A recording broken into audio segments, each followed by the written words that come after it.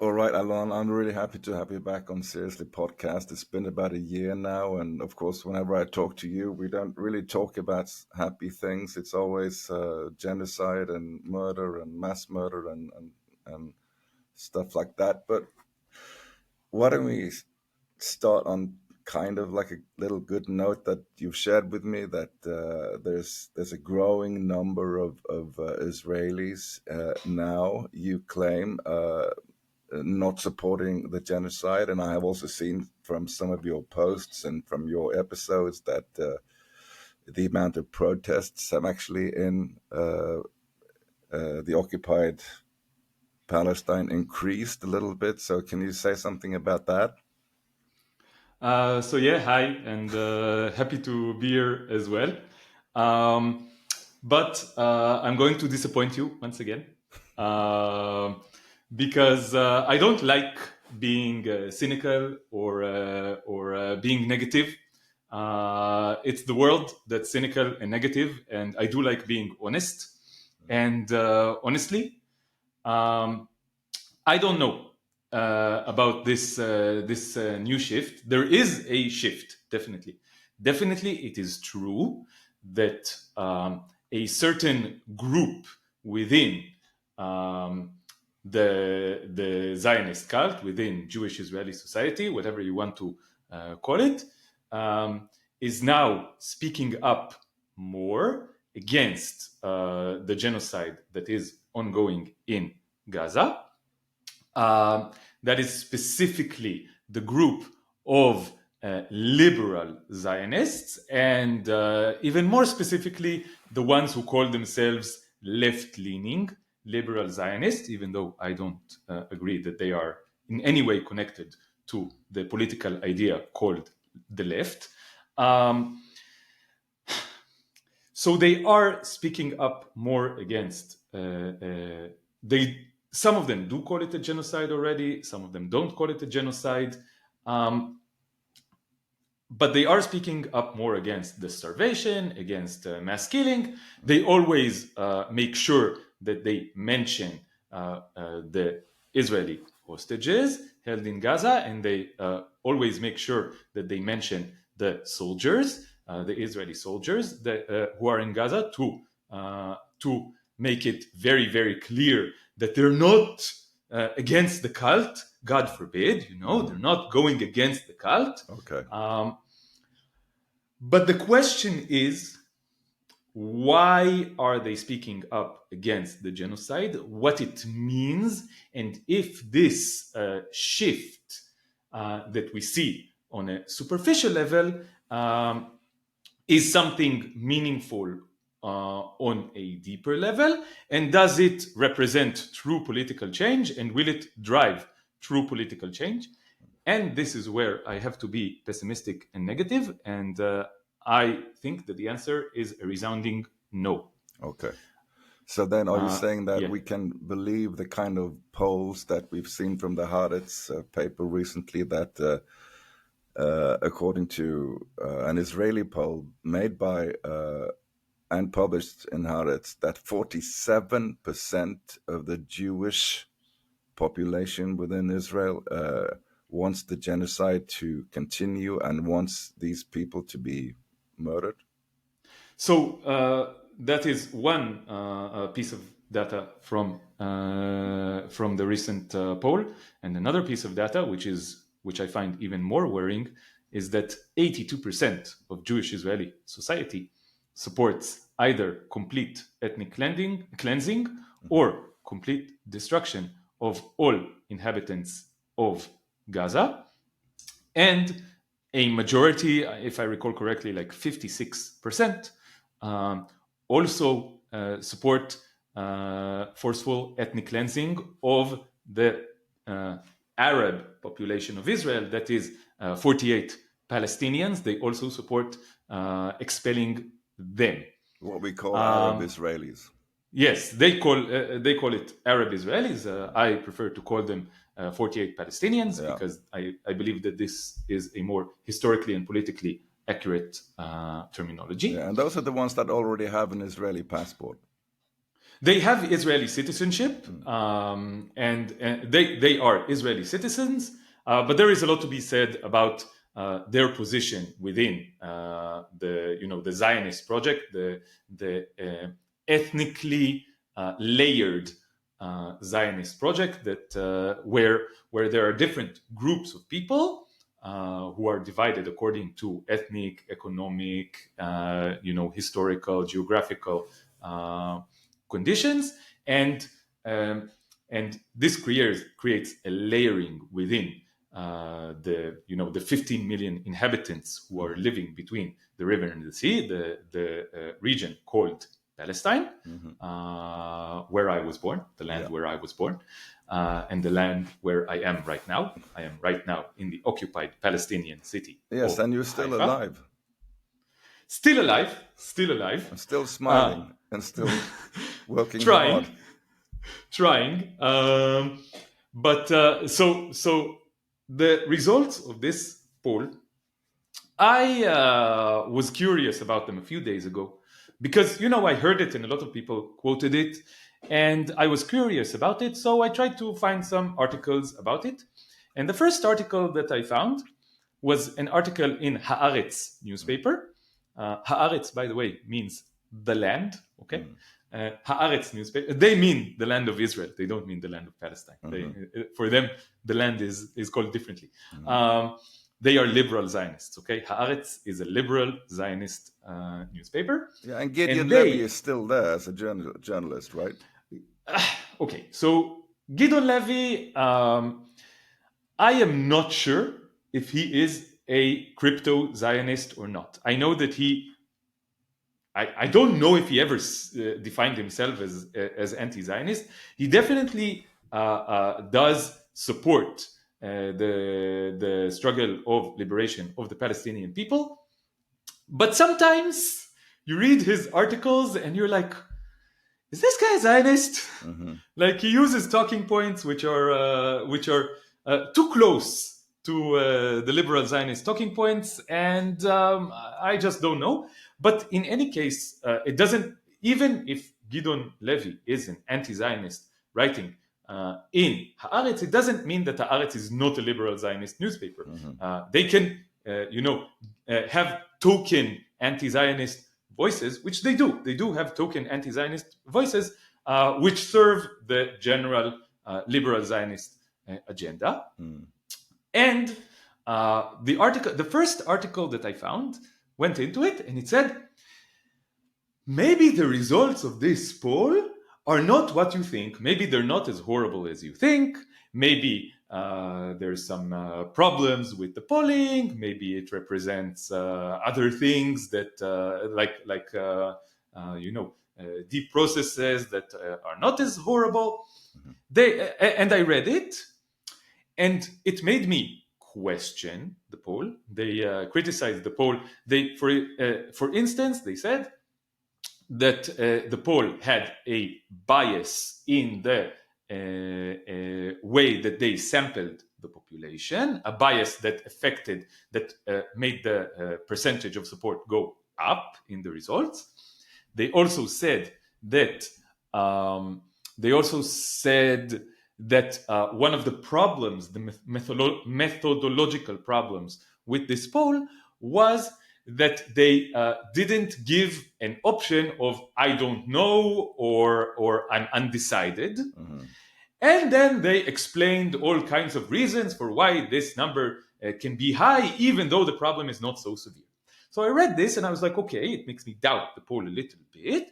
But I also had the inkling that this was an article that was part of apologetics for how deranged Jewish Israeli society is, because I have a sense of smell by now that recognizes this stench of apologetics for the Zionist cult. And then I looked more, And I found another article. I think it was someone referred to it in the comments on the first article. And this article was written by a professional poll maker. I don't know what the term for this is. And she's an academic, and she explained about the poll.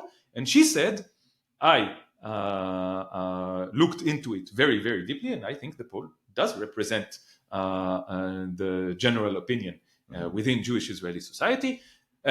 She is a person who I don't remember her name. I don't remember all the details. Right. Maybe you can put links to the articles after. But she her job is to do polls about political opinions within Israeli society and Palestinian society.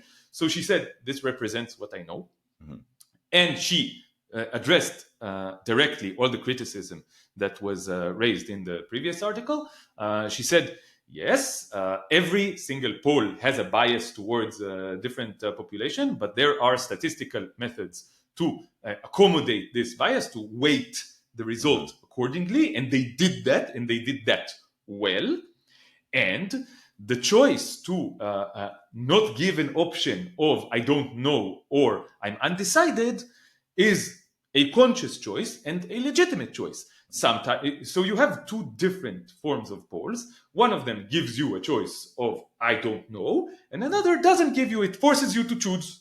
Okay, right. And forcing people to choose also reveals something. You can say that you prefer the ones who the polls who have the option of I don't know. You can say this, but you can't say that it's illegitimate to force people to choose. And I think that it's still interesting that when forced to choose, 82% of Jewish Israelis chose to support expulsion and or extermination of the entire population of Gaza. It's like the argument, the apologetic argument, sounds to me like, well, you forced us to choose between ethnic cleansing and no ethnic cleansing. So what were we supposed to do? We chose ethnic cleansing. I don't buy that.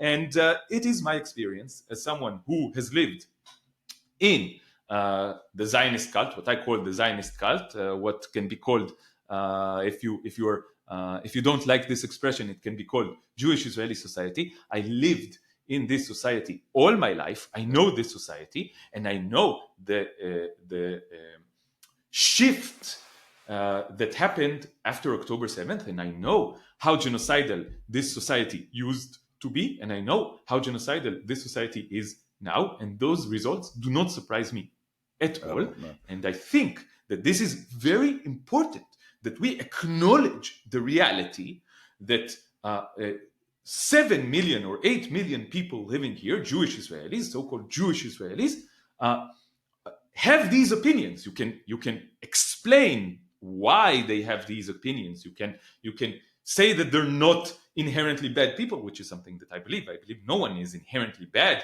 I don't believe that there is something unique, essentially unique about these people, about these their genetics or their culture or whatever. I think that they are in a certain situation, political situation, that encourages such opinions. And I think that opinions and actions, it's not just opinions, they are doing it as well. And that's something that's been latent in the Israeli society way before October 7th, I'm assuming. So this is nothing new. Yes.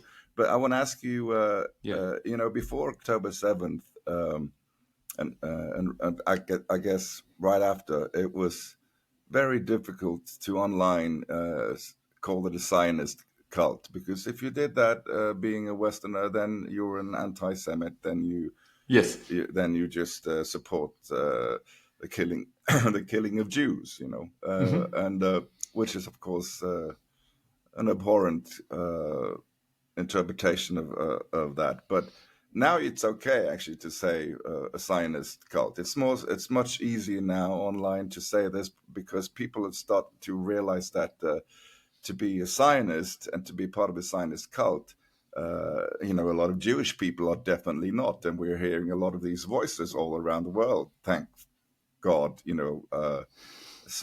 but when you speak of the Zionist cult like this, I guess we could also call it Jewish supremacy.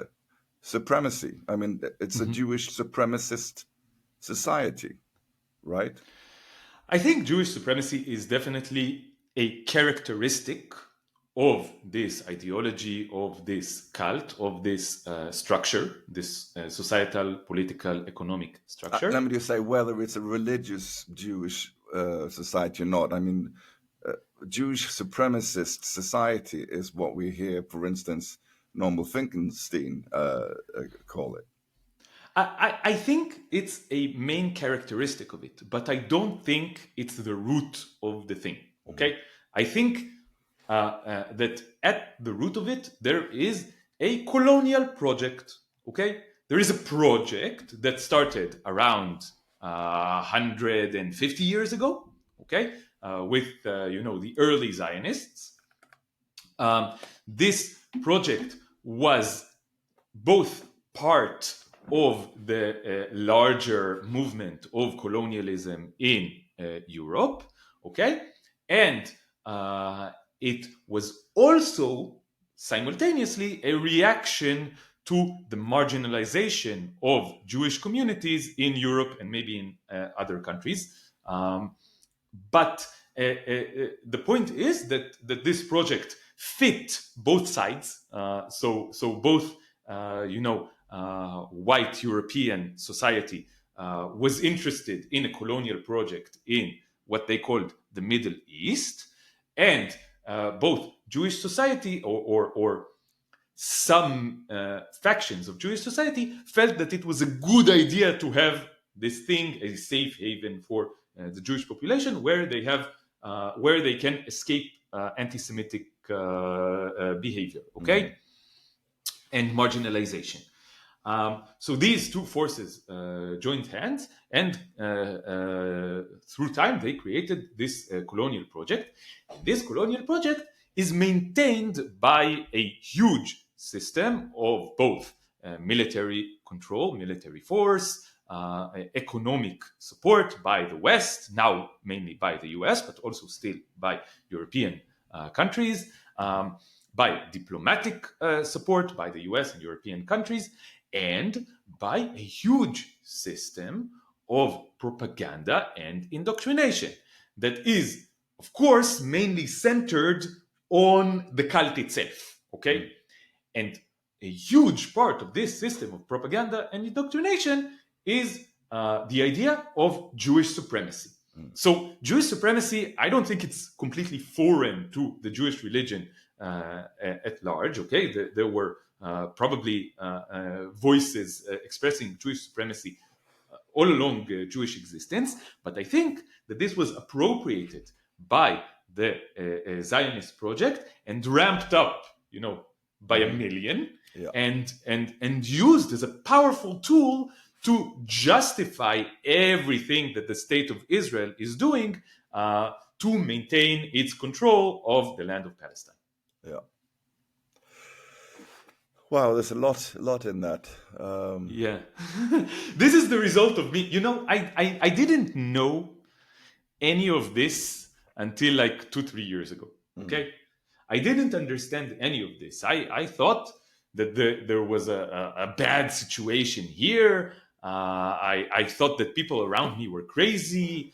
Mm. I thought that there was a lot of racism here, a lot of violence here, a lot of patriarchy here, a lot of bad stuff here. Mm. But I didn't understand the root cause and what happened to me in the last few years, and the process that really accelerated since October 7th, because everyone got extremely crazy around me, and I had to explain it and I had to deal with it. And this made me think a lot and try to study a lot. And the place that I'm in right now is I see that the root cause here is this colonial project Mm. called Zionism. Okay. Yeah. White people from Eastern Europe, basically. So this is also interesting because, okay, you do I look white to you? Well, you look about as white as I do, I think. I don't think that's true. But in any case, if anyone is interested about my own identity, okay, my ethnic identity, I don't care about these things. Like, I don't care about these things, but the world does. So I need to deal with them. Okay. So my grandfather on my mother's side, he was a Holocaust survivor. He was born in Poland, and he escaped the Nazis and came to Palestine. Okay, my maternal grandmother, she was actually born in Palestine. She was born in 1939, if I'm not mistaken. Okay, so in Palestine, and her family came from a town that is now in Belarus. Okay, now considered in Belarus, and they came in the end of the 19th century. And they were part of, the start of the Zionist project. Okay, but so this is my European side. But on my father's side, my grandmother on my father's side, she came with her sister and her parents from Syria. She was born in Damascus. And they came in around 1949 here, right after the formation of the State of Israel. They came from Syria. There used to be a pretty large Jewish community in Damascus. Of course, not Yes. so much anymore, but there was at one point. And they, I read a testimony by my great aunt, my grandmother's sister. My grandmother is not with us anymore, unfortunately, but her sister is still alive, and she. I read a testimony that she wrote, or that she was interviewed, and they wrote the testimony, and she said that that in 1948, around 1948, there started to be tensions in Damascus between Jews and Muslims. Okay, and because her father was, sensing that stuff was not going to be to go well, he decided to escape first to Lebanon and then to down to Palestine. Okay, so yeah, she is. My grandmother was, and she is a refugee. Okay, from hard times in Damascus, where they were very well off. They were very wealthy. Okay, they had a huge house, and they had to escape.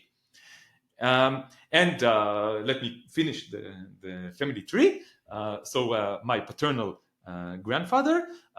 He was also born in Palestine, and his family was from Iran, okay, from the Shiraz area in Iran, and they came here in the mid 19th century, and they lived in Zafed, okay.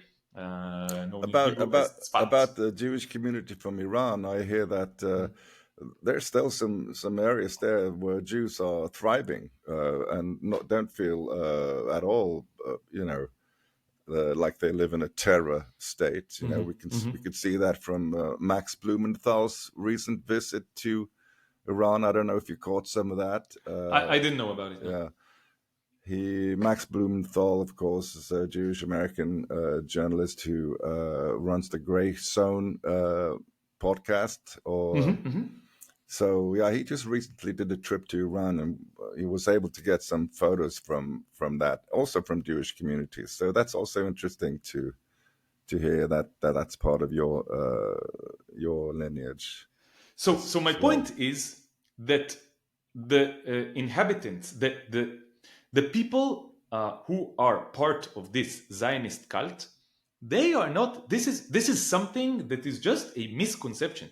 It's not a homogeneous population in the sense that everyone is white European. This is just not true.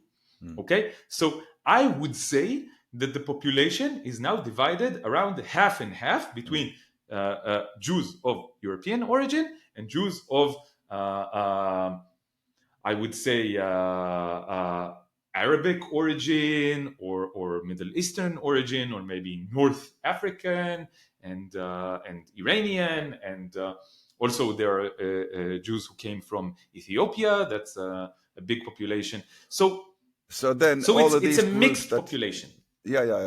in this mixed population that you're talking about, but they still participated in this poll, right? Yes. The poll So represents the opinion of all of them together. yes, Okay? so clearly they share the same propaganda and all that is produced by the Zionist entity and has been for a That is long time. absolutely true. That Yeah. is absolutely true. There is one thing that is shared to all Zionists, which is the opinion that in Palestine there should be as few Palestinians as possible, and that and as many Jews as possible, and that Yeah. the Zionist project, the state of Israel, should be as powerful as possible. Okay, they maybe disagree about the tactics and the strategy to achieve this. Maybe they disagree about the aesthetics of it. Maybe they disagree about like specific details. Okay, Yeah. but this core thing is shared to all Zionists. Yeah, and they all want greater Israel, right? No, that's not true. Okay,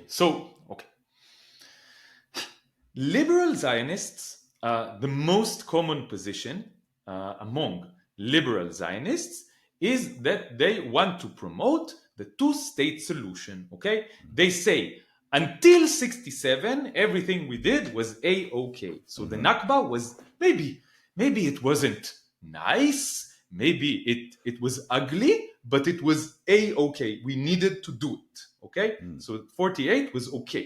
But 67 was the real sin. This is like a very common position within liberal Zionists. 67 was the real sin, which is the occupation of Gaza and the West Bank in 67.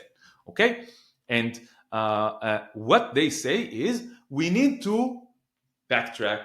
We need to promote the two-state solution, which is that the Palestinians get a state of their own in the West Bank and Gaza, which is, I think, like 25% of the area of Palestine, maybe even less, I'm not sure.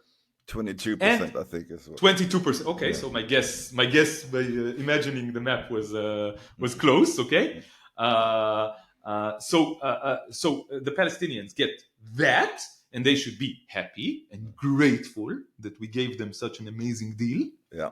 That we agreed to let go. Okay, and we get the rest because this is what we have from the 48 and deserve.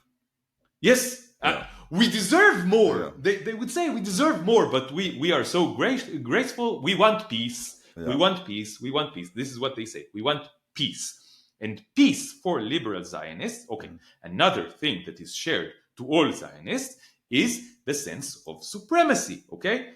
That is something, I don't think that it's at the core of it. It's a tool that is being used, but you see how well it is being used here. So they feel like like this land belongs to them, okay, Right. as Jews. And this expresses itself in the sense that they say, we will give the Palestinians a state.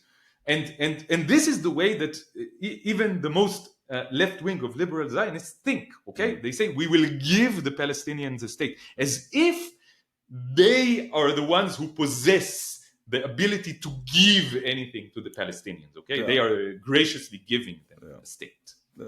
Very gracious people. And of course, this is echoed also by many Western liberal points of view that there actually could be a two-state solution. Something that I also realized, this is, okay, I thought until a few years ago that the so-called two-state solution is a good idea, okay? Because I was like, okay, what the fuck can we do? Okay, can I say this word? Yes, you can say whatever words you use. Okay, thank you. So I was like, okay, what can we do? We'll do this, okay? But I do remember myself thinking, okay, but how will this look? Like, there's like, just like geometrical limits to this, right? Because Gaza and the West Bank, they are detached, okay? Yeah. So how is this going to look? This always bothered me in my brain. But I was like, okay, they will find a way. They will find a way. But again, in the last few years, I've gone through a process of radicalization in all fronts, and in the front of the struggle to liberate Palestine as well. Maybe it's not radicalization. Maybe it's just peeling off layers that were put upon you as a child that you no longer need. This is just the definition of Yeah. radicalization, in my opinion. Okay, so radicalization. When I use the word when a lot of people use the word radicalization, Mm. they use it in a negative way, Mm. but I use it in a positive way. Yeah. What does radical mean? So the root, so the word radix in Latin means root. Okay, Yeah. so I go to the root of the problem. I want to solve problems from their root, because I believe so. Liberals, what liberals believe is that the systems should be upheld, but they should be reformed to make things better from inside the system. Okay, I am saying because the systems are designed to keep inequality, injustice, exploitation, enslavement, murder, slaughter, genocide, and the Holocaust. This is what the systems are designed to uphold. Okay, I prefer, not just prefer, I think that the only way forward is a radical solution, is to look at the systems from the outside, say the systems are not, they're not malfunctioning, they're working as designed to keep inequality, injustice, genocide, Holocaust, and so forth and so on. And the only way forward is to dismantle those systems, to solve the problem from its root. Yeah, that And was this my is the next. process of radicalization that I went through. That was my next question, and of course, that's for a lot of people. This means just a radical anti-Jewish, anti-Semitic, anti-whatever position. But it sounds like you're saying that Israel will have to fall apart for the people living in Palestine to be able to coexist. Yes, okay. So there is a quote by Martin Luther King that I really, really love. And in this quote, I'm not going to say it word for word, I don't remember it word for word, but he makes the distinction between negative peace, which is the absence of tension, and positive peace, which is the presence of justice.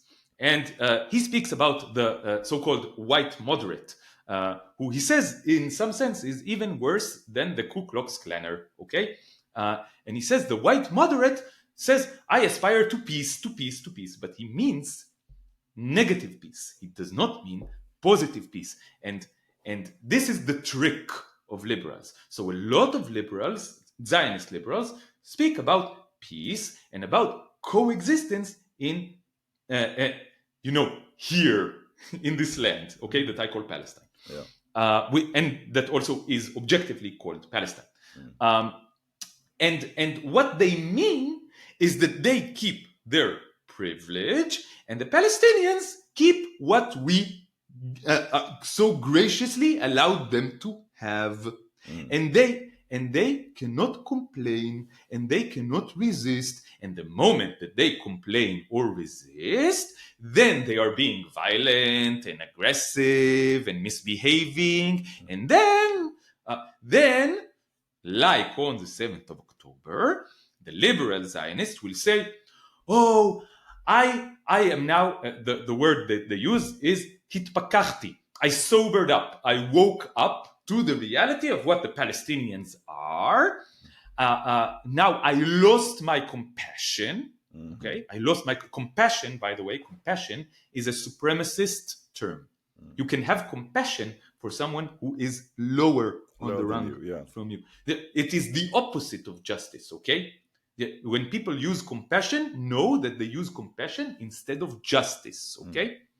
So I lost. Why? Because compassion is centered on the oppressor, on the one with the power, not on the one without power. The one with the power can have compassion and give the one without the power, Right.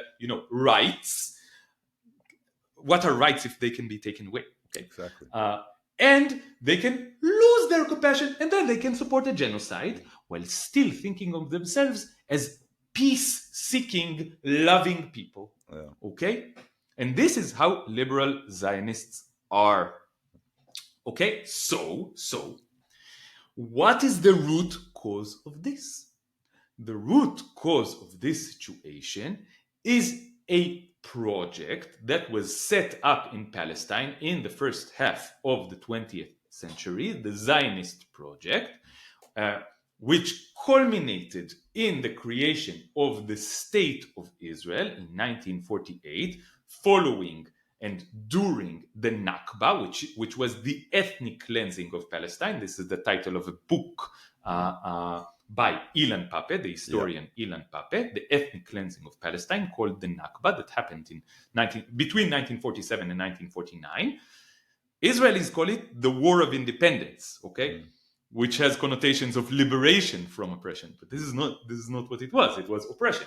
It was an ethnic cleansing, and the culmination of this was the creation of the State of Israel. And the State of Israel is a system. It's an economic, societal, political, military, diplomatic system designed to steal land, resources, and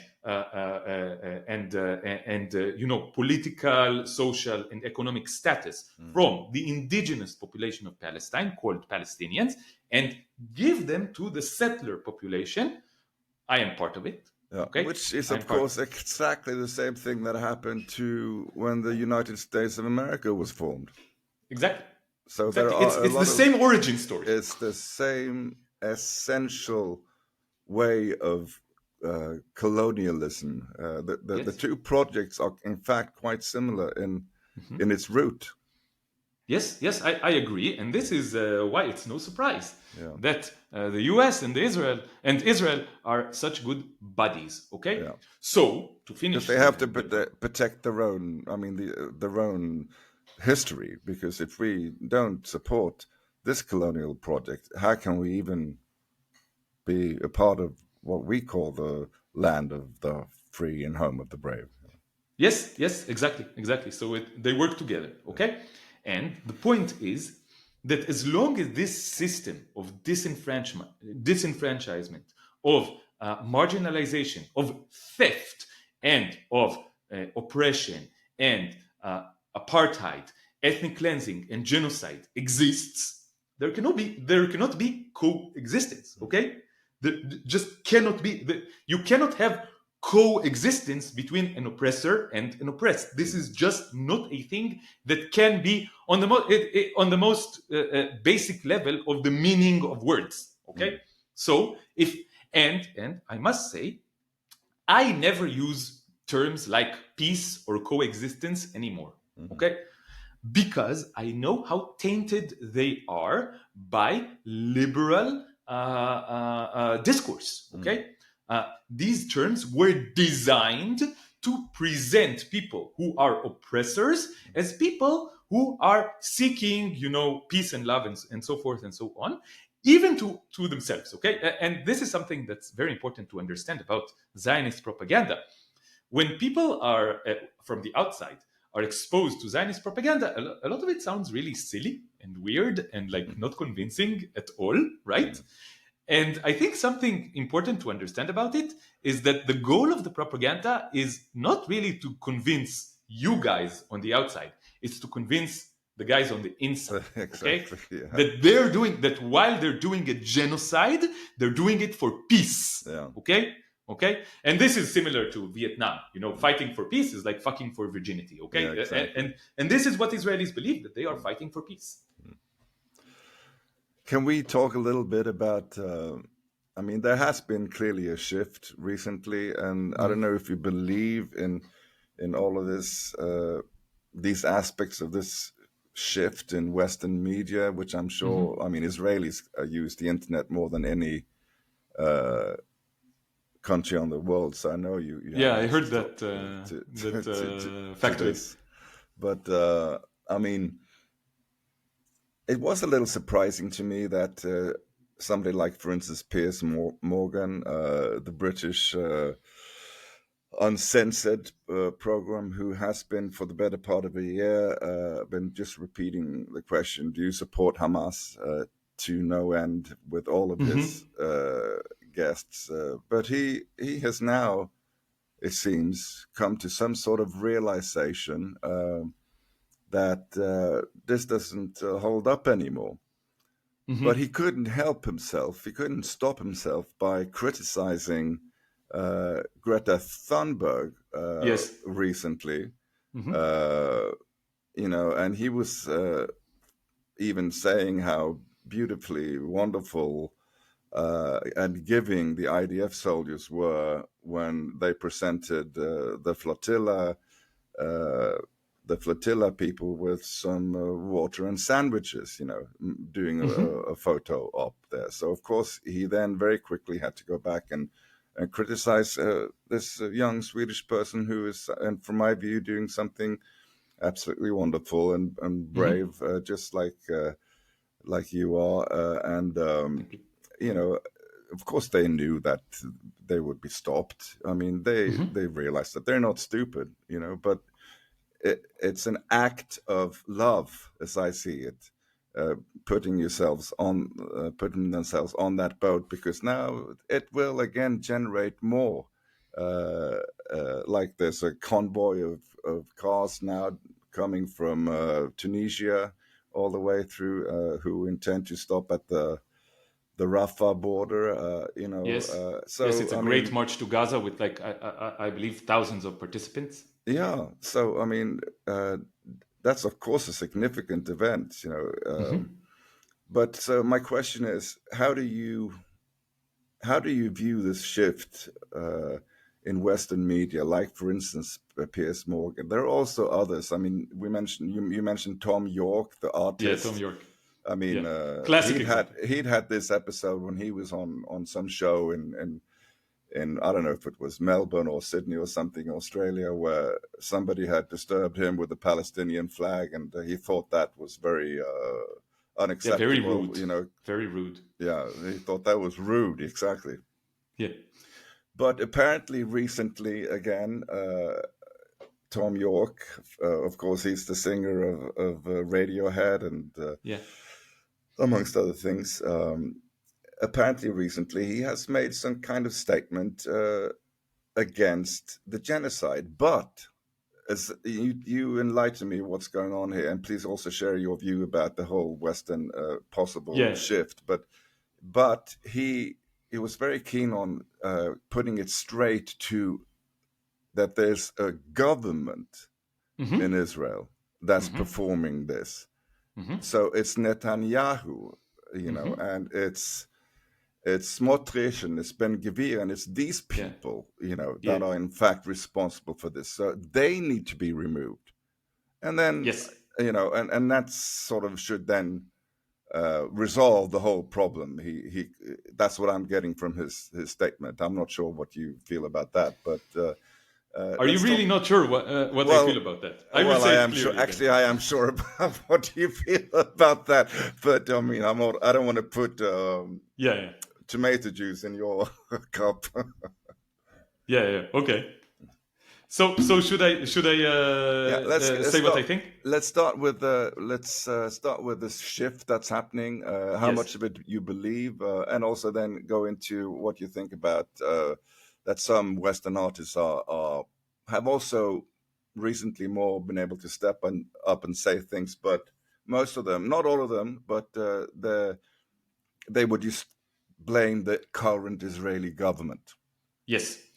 So, okay. So, my opinion about this shift is similar to my opinion about the shift in within Zionist society with the liberal Zionists. Okay, and the point is that liberals be liberaling. Okay, and let's understand what liberals are. Okay, liberals are servants of the system. Okay, this is the most important thing to understand about liberals because they present themselves as something else. It's even in the name. We are liberals, we are for liberty. No, this is a lie through and through.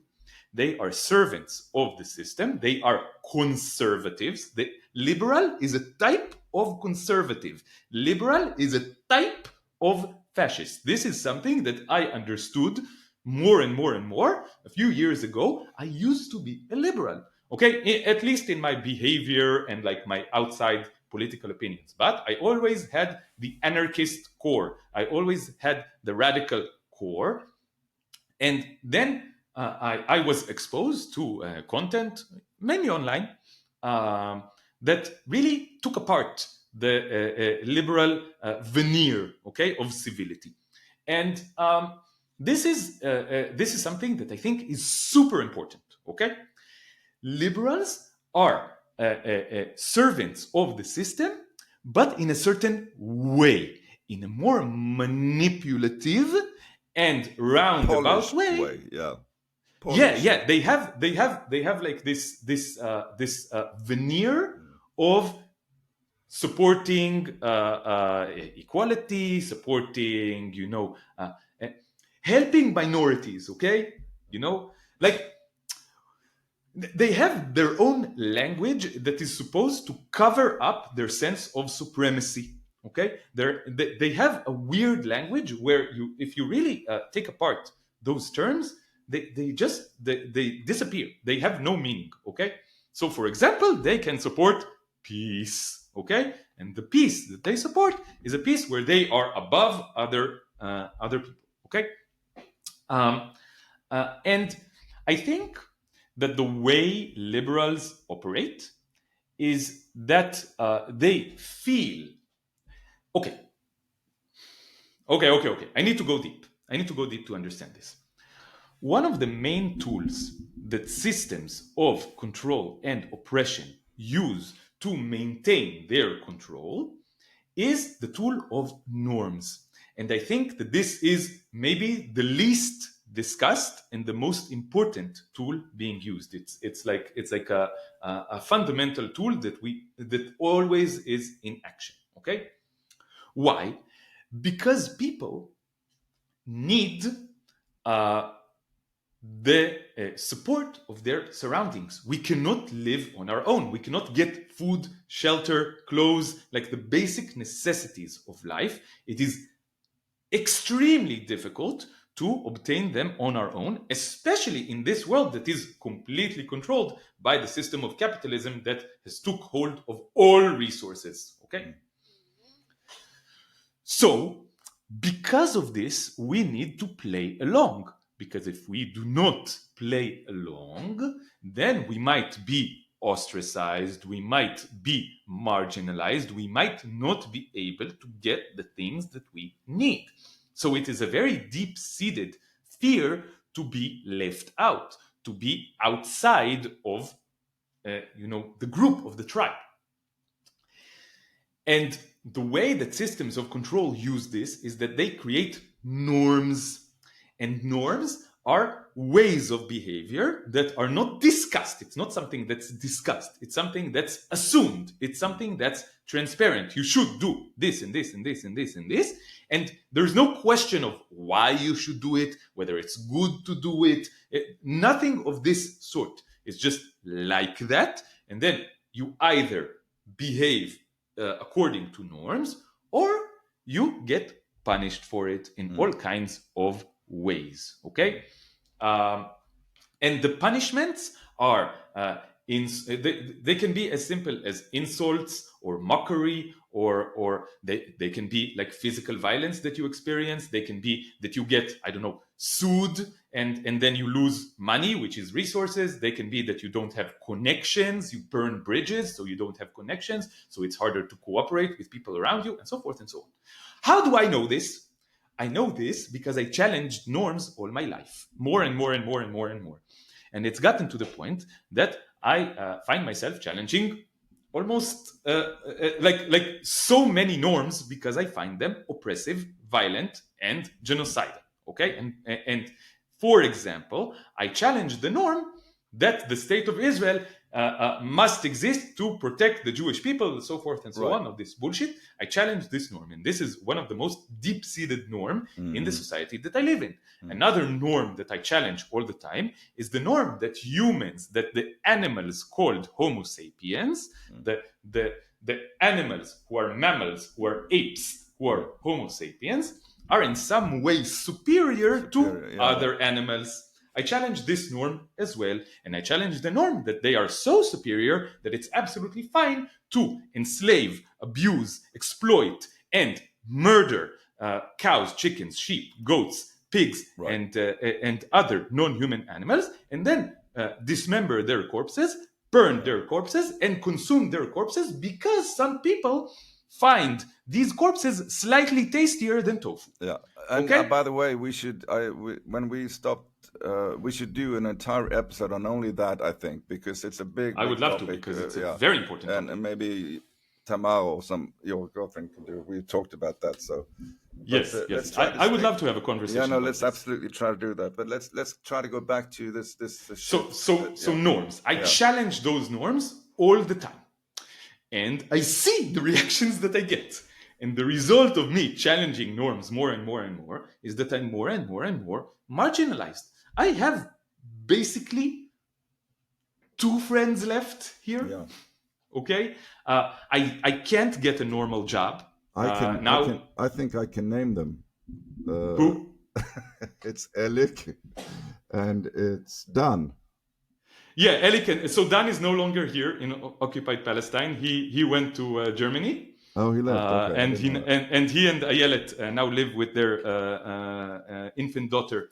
Okay. In Germany. But so okay, so sorry, but I have another friend. You have another friend? Know because he's not public facing, but that's like basically the friends. But that I congratulations, you have 2 good friends. That is true. That these are 2 good friends, but it's. I used to have like dozens of friends. I'm a very social person, and I don't have friends anymore because I argued and fought with all of them about what? About these 2 norms, basically. Yeah. Okay, and I can't have a normal job here because if I have a normal job here, then I will be surrounded by carnist Zionists, people who support oppression, and I will just immediately have to fight with them and burn the bridge, which is what happened in my previous job. Yeah. Okay, so I can tell you a story about my last normal job. Okay, so. I was teaching mathematics. Okay, I was doing a PhD in mathematics, and then I quit my PhD. I was planning to be a mathematician, but then I decided against it. I think, in retrospective, because it's playing along with the liberal system of academia. Okay, and then I went to teach math, and I went to teach math in all kinds of projects, and one of the projects was teaching ultra-Orthodox guys who didn't want to go in the usual route of ultra-Orthodox people in Israel. They wanted to study mathematics, study programming, and go to work in high tech. Okay? But what is high tech in Israel? It is intimately connected with the military-industrial complex. It is part of the military-industrial complex. And I was not aware enough of this. I felt like this was something good to do because ultra-Orthodox people in Israel are a highly marginalized community. They are very, very poor. They do not have resources, okay? They do not get proper education. They do not get the things that other populations in Israel Are you saying get. You felt compassion for them? Yes. I'm saying that I did this because I felt that it was a good thing to do. But I feel like much of it was also real. These are I barely have connection with ultra-Orthodox people in my normal life because there is a very high level of separation between different populations, even within Jewish Israeli society. Right. Okay. And this was also good in many, many senses. I made connections that I would not have made otherwise. And I think that there were a lot of good things happening there. But a few months in, there was a day where I came to work in the morning, and there was a lot of buzzing around, and people were very excited. Why? Because a very important person was about to come to visit, and they prepared everything like snacks and they cleaned the room. And Can I guess, was this an employer from Elbit Systems? not exactly Elbit Systems, but you're very, very close. Yeah, it's like this. The answer is essentially correct. This was someone who was a very high up. I don't know if he was like the manager of Rafael. Rafael is הרשות לפיתוח אמצעי לחימה. So this is the I don't know how it's translated, but it's like the group for the development of weapons. Okay, Yeah. so it's like the biggest weapons company in Israel, and it's basically part of the army. It's like part of the army in everything but the official declaration. Okay, Yeah. there's like a lot of mixing. Soldiers work in Rafael, and people from Rafael work in the Israeli army. It's like the same thing. It's like an arm of the Israeli army. Okay, and a person who is very high up there came to speak. Why? Because they had to kiss his ass. Why? Because he is one of the people who gives employment opportunities to the graduates of this program. Yeah. And I saw my boss standing next to this guy and joking about stuff. Mm-hmm. And the thing that he joked about, this was like 4 years ago, the thing that he joked about was the war in Ukraine. He said, yeah, there are a lot of wars over the world recently in this time, specifically the war in Ukraine. And don't tell anyone that I said this, but we're not shedding a tear about it. Exactly. I can imagine. Oh, he just said this. Yeah. He just said this outright to a room full of like 150 people. That is so disgusting. He just said this. And then I saw my boss continuing the joke and joking around with him. And to be honest, I wanted to throw up. My soul wanted to throw up. That's a collective sickness. Yes. I can't fucking believe it. But this is what happened. I was there. So this was not the direct reason that I left this job, but it was a big part of it. And looking back, I could not have, imagine that I stayed there until October 7th, and then the support within ultra-Orthodox society in Israel, the poll that we mentioned, the 82%, within ultra-Orthodox society, it's 97%. Yeah. 97% of ultra-Orthodox people support the complete expulsion and or extermination of all the inhabitants of Gaza. And these are the people that I was supposed to teach. And how can I keep a normal job here? I cannot. So what I do now is I speak on my YouTube channel, and I'm basically a full-time activist. Okay, but this is difficult. Okay, it's difficult to maintain myself financially. On a material level, it's really difficult. So this is why norms are so powerful. This is why so many people play along with norms, because they know that otherwise they will be punished. Okay, and liberals, they by the way, I mean, the entire Swedish government, except for maybe one little party on the left, who is the only party I think we mentioned that last time we talked to, but they are also slaves, complete and utter slaves. Every single ambassador who claimed to be working to support the Swedish cause and Swedish relations all around the world, not one single one has spoken up, Because they know that the moment that they speak up, they will lose their position. Salary. They will lose their status. Exactly, and salary. Yes. So this is how the system maintains the collaboration of liberals. Okay. Yeah. And I think that this is why liberal Zionists supported the genocide. Almost all of them supported the genocide until, let's say, 2 months ago. And this is also why they started objecting to it around a month or two ago, a few weeks ago. Why? Because they, like good liberals, were looking at where the wind is blowing, okay? And they were like, okay, now a lot of people around the world, like people we work with, because those liberals, they might work in high tech, okay, so they have to work with people from the US or from Europe, okay, or they like to think of themselves as belonging to the global community. Mm-hmm. And they started getting a lot of criticism for what was going on in Gaza, and for their support of it, or for not objecting to it, or for justifying it, or for excusing it. So two things happened. One was that they got more punishment from the outside for supporting what was going on. And the second was that there was less punishment from the inside for supporting it. And I think that the cause of this is because the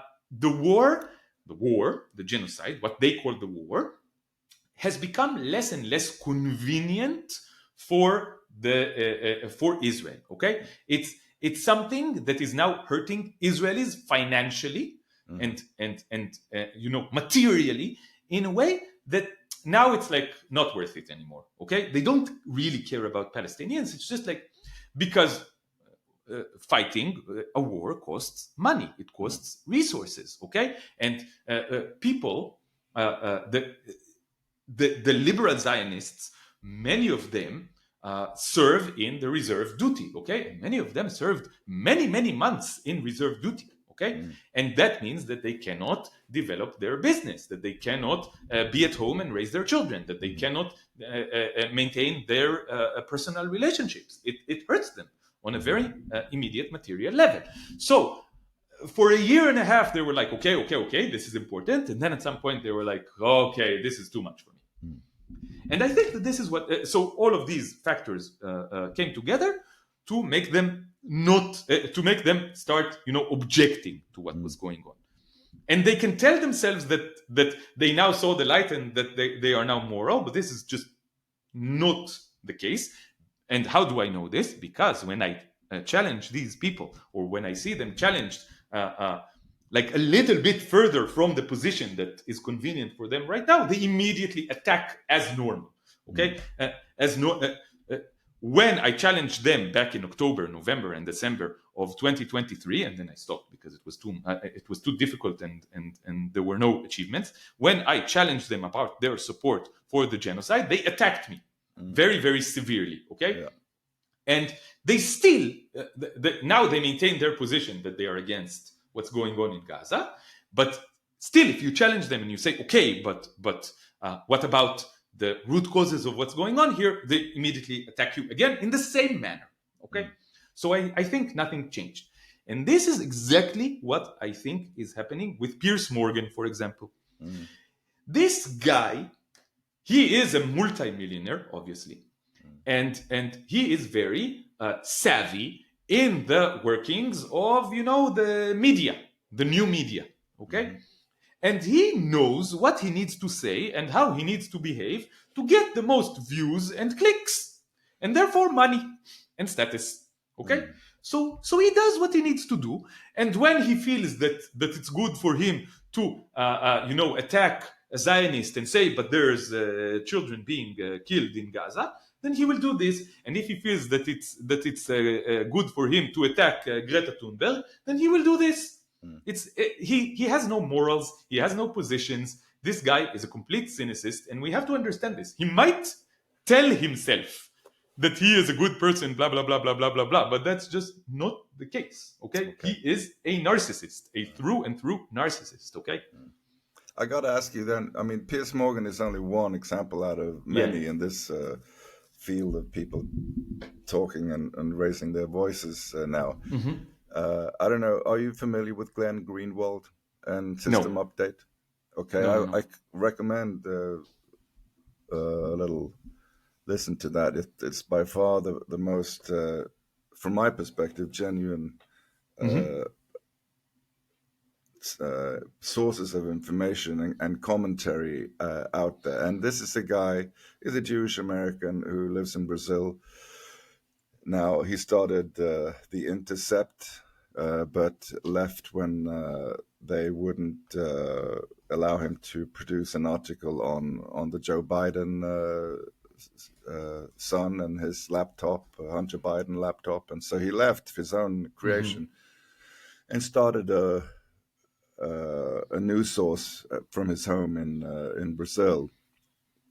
And of course, in the beginning, when he had lots of Jewish by default listeners to his program, but right after October 7th, he very quickly, because he is not, he's as close to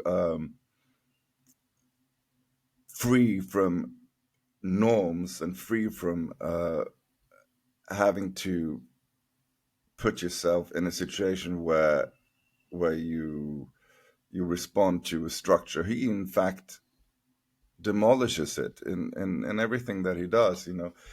So there are people out there, I'm just saying, that are not caught by norms and that are not cynicists, like you say, for instance, Piers Morgan maybe. So I mean, and I mentioned it when we talked prior to this episode. I mentioned a few other names as well. Amongst the people that do what you do, but do it from outside. From a Western perspective, and that also involves, clearly, as I mentioned, some problems, because some of these guys Yes, yes. get arrested. You know, Mm-hmm. like Richard Medhurst is one guy who I'll suggest I'm that you not look aware in. of the names. Maybe I should be, No, but no, but I'm not. you should look into him. He's just one, and of course, to give another example of an artist, Kneecap, this Irish band who raised Palestinian flags on their stage at one point. They have also been subjected to a huge barrage Mm-hmm. of censorship. They're trying to, at least, but the Mm-hmm. fact is they are not succeeding so much anymore. Mm-hmm. With the That makes system is, sense. This yeah, is the what I system the described. system is not succeeding in keeping them shut up. And yeah, Glenn Greenwald again is definitely one of them. But let's go back also to this whole the shift that is happening, which, quite frankly, also I think has made more people feel free to speak their Mm-hmm. minds. They Mm-hmm. don't censor themselves so much anymore on social media like they used to. I mean, most people are still afraid, but the fear is kind of leaving now, I think, but not entirely. But I certainly feel free to say what I want and post what I want, and of course, my audience is not what Glenn Greenwald is. But I mean, recently with him, there was a leaked sex tape.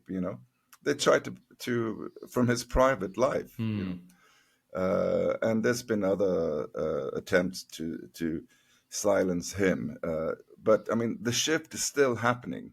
It's still happening. And I want to ask you, from your own perspective in your situation, I mean, I have been a little worried about you at times because, I've been worried about myself. and uh, and now you say that you have two friends left, and Mm-hmm. luckily you still have your girlfriend, right? Yes, she's Yeah. amazing. and but and you left this job because you didn't want to support the war industry, partly. But I mean, and now you're saying that you're just gonna continue to do this, Mm-hmm. putting your voice out there and try to make a living out of that. But that means that I mean, they're watching you too, right? I mean, from Yeah, and sometimes when I'm doing the podcast with Elik, yeah, um, we kind of talk about those the regime watching us, and we yeah, say, oh, "Hello Shin Bet, yeah, hello Shabak, hello Mossad." mm, We just say hello to them yeah. I've because seen, we I've seen imagine that. that maybe someone is watching, but I don't know. We're not. I don't feel that I'm probably important enough to really be on the radar of these people. There's a lot of people who are like more important to them than I am. I don't want to be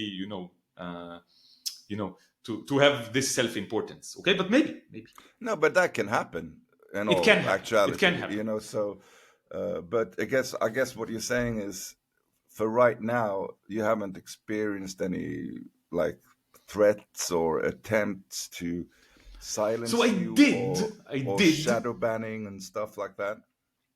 Okay, so first of all, you don't really like in the case of shadow banning. I don't know. Maybe I do experience it. Maybe my channel was shadow banned, and that's why I only have 5,000 subscribers and not, I don't know, 30,000. Maybe I have no idea. These things are subtle and they're hard to identify, and this is how oppression works. It usually works, behind the scenes and underground. It's not the operation of fascism is usually not apparent. So I don't know.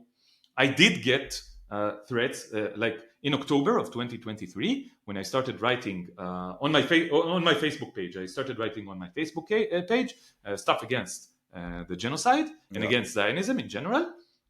And at one point, one like this comedian guy, like this extreme Zionist comedian guy, who's like really big on social media. He shared one of my posts, and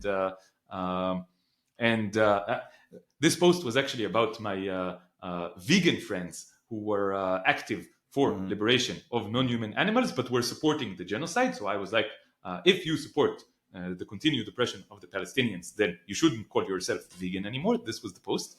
Right. And it was like a silly post. Yeah. And then for some reason, he shared this and he made a joke about me. He said, this is a good example of Zionist humor, very, very high level, subtle, humor.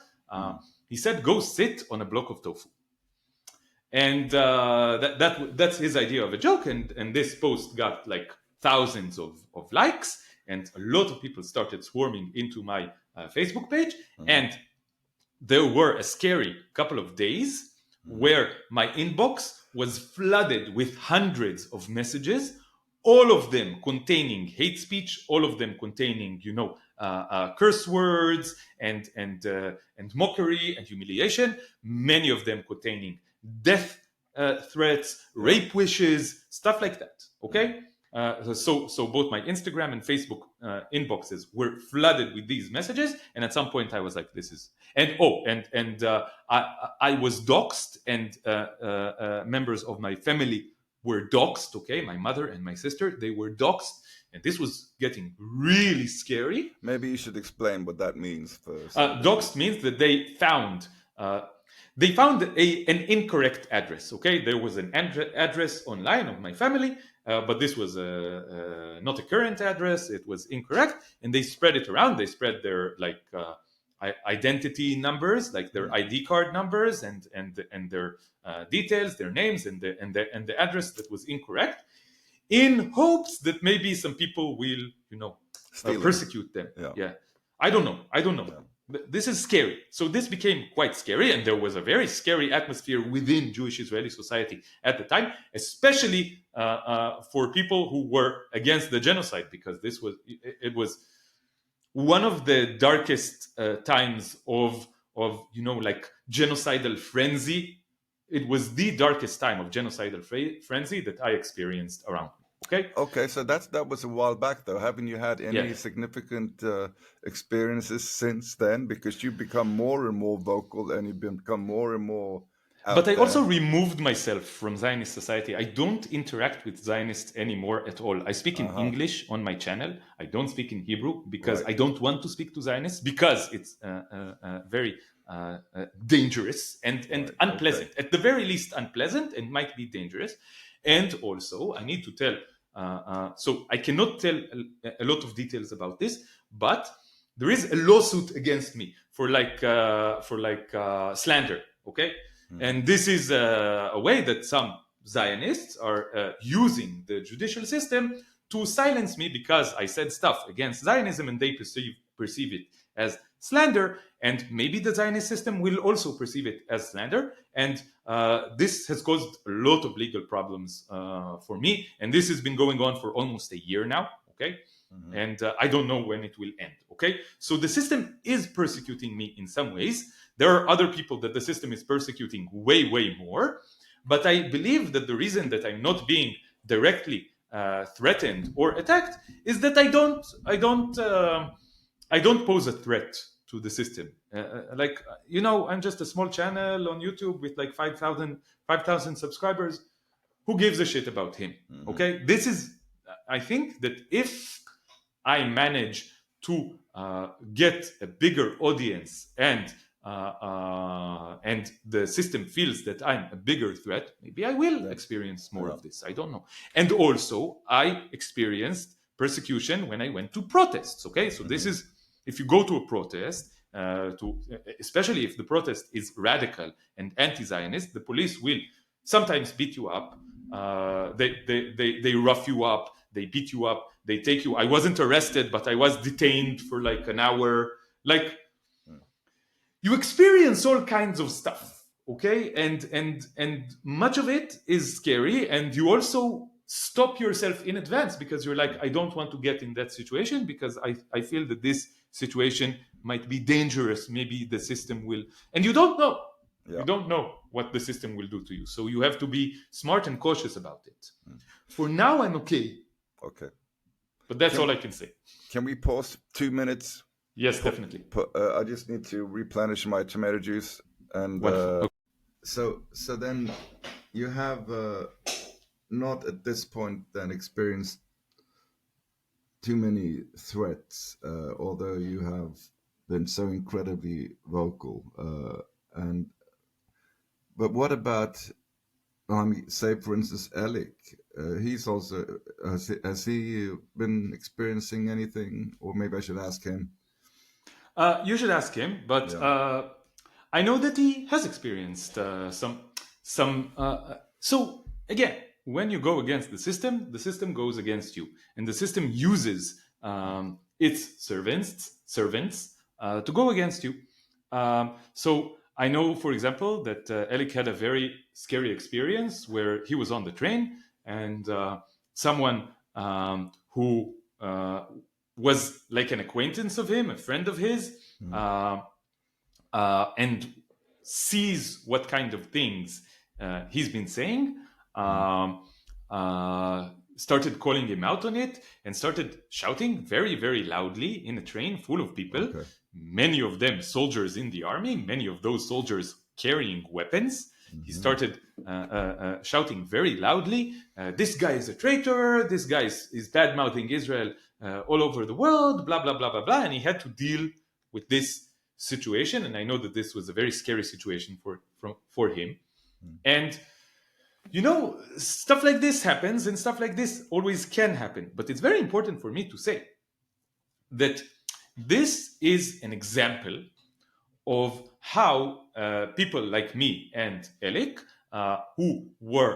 we were both born into this society, into this cult, into this system, but we were born in a specific position in this system. I was branded Jewish Israeli by the system. I was not branded Palestinian by the system or Arab or whatever. And this means that I have a lot of privilege within this system. So I think it's very.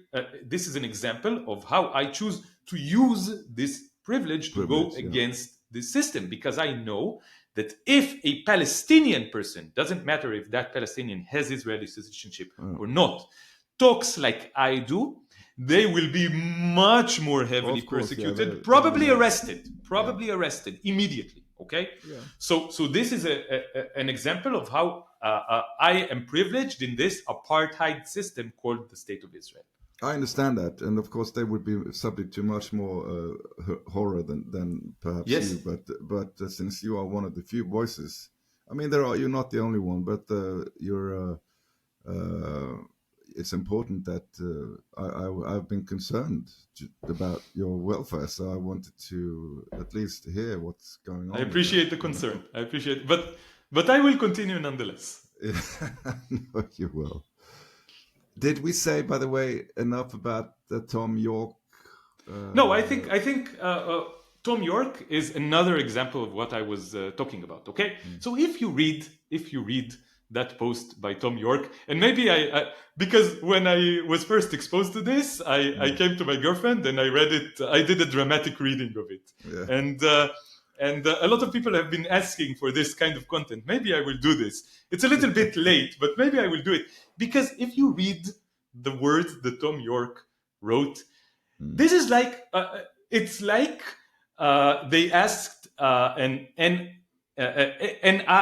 AI engine to simulate, the most, classic example of a liberal narcissist talking about the whole thing is me, Yeah. how I was attacked, how I am the victim, how and the way that he talks and the content of it is both siding and misrepresenting history and misrepresenting the situation and blaming the government, even though the entire Israeli society is culpable for this and was participating in this, doing this, supporting this.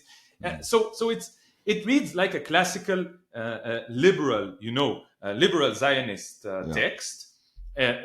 Phrased by a narcissist who feels that they are the real victim in this situation and not the actual people being genocided and ethnically cleansed. And I feel that, again, this is just a response to changing incentives, okay?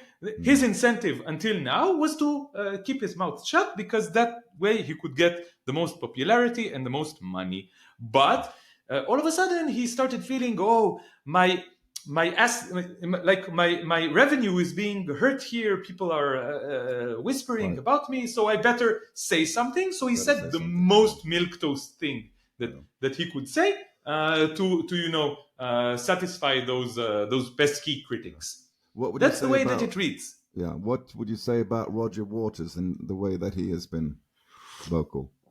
So I'm not super aware of what Roger Waters. I didn't go deeply into his opinions. My impression is that he is a person who does care about oppression and who does want to go against oppression. I do get another impression that he might get a little bit superficial and conspiratorial at times. Okay, but I don't think that really takes away from his intentions, which I think are positive and good. Okay, this is the impression that I get, but I'm not. Probably your impression is as good as mine. Okay, I don't know. Okay, let's talk a little bit about the ICJ and the ICC. They have whatever you think about these courts. I mean, they are likely also to an extent perhaps infiltrated by agendas that make some judgments impossible, but nevertheless, there are arrest warrants now out for Netanyahu, Gallant, and I think Smotrich as well. And of course, there are some governments that have Western governments that have been clear about that they will act on these warrants. Some have been clear that they won't. Spain, for instance, have been pretty vocal about it. But what would you think will happen if all of a sudden these three guys, these three genocide makers, in fact, were arrested? Would that, do you think, help with the first steps to dissolve the Zionist entity, or would the Knesset be immediately populated by other genocide makers? Okay, so this is a difficult question, okay? But I don't know exactly, okay? I imagine, okay. So there are like 17 points running around in my mind at the same time, so I will try to organize them, okay? Or at least 4 of them. So, first of all, we need to understand that the problem is not the Israeli government. Liberal Zionists would love you to think that the problem is the Israeli government, but that's not true. Okay, the people who are supposed to be the opposition to the government are also genocidal maniacs. Okay, so Benny Gantz, who is supposed to be the opposition to Netanyahu, was an enthusiastic participant and a leader of this genocide, and still is. And by the way, just yesterday I saw a post by Benny Gantz, again the leader of the opposition in Israel, and he said, I disagree heavily with Itamar Ben-Gvir, like the head fascist 13-year-old boy in the body of a 50-year-old man. So I disagree deeply with his positions, but, and when someone says X but Y, know that Y is what they want to say. The part after the but is the part that really matters. But it's still wrong that anti-Semitic bodies are persecuting members of the parliament of Israel, blah, blah, blah, blah, blah, blah, blah, blah, blah. So in the end, he is on the same side as Ben-Gvir, okay? And this is true for all of Israeli society, even those who are part of the opposition to Bibi and his government, to Netanyahu and his government, were participants in the genocide. They are all reserve. They are all soldiers or in reserve duty, or the pilots who fly the planes, who drop the bombs, who are one of the most heavy. Their culpability is one of the highest. Yeah. They all, or the vast majority of them, do not vote for Bibi. They vote for the opposition. They are liberal Zionists. Okay, so it's a ridiculous claim, in my opinion, that this genocide was perpetrated by the government of Israel. It was perpetrated by Zionist society. Okay, and as a result of this statement, I can only assume that if Netanyahu is removed from power in some way, which I am highly doubtful of, and this will be my next point, okay? If Netanyahu is removed in some way, who will he be replaced by? He will be replaced by people like Benny Gantz or Yair Lapid or Naftali Bennett or people like that who are Zionists as well, who supported the genocide just as well, and who will continue the oppression of the Palestinians in their own way. Maybe that way will be slightly more aesthetic, but it will not be less horrific, okay? It will not be less oppressive. They are still part of Zionist society. And now if we go wider, we zoom out, I think that this hope that institutions like the ICC and the ICJ will solve any geopolitical problems is a naive hope, okay? Because we have to understand that these institutions are, in the end, part of the establishment. They are part of the system. They are an integral part of the system. They are. We need to understand that the system is made up, generally speaking, of two factions. One of them is the overtly fascist and extremist and fundamentalist faction, and the other faction is the liberal faction, which is essentially another part of the same system, only with a different veneer, a veneer of civility, a veneer of politeness, of rule of law, of stuff like that. Of in Hebrew, it's called mamlachtiyut. It's like respectability, maybe that's the best word. Respectability, okay?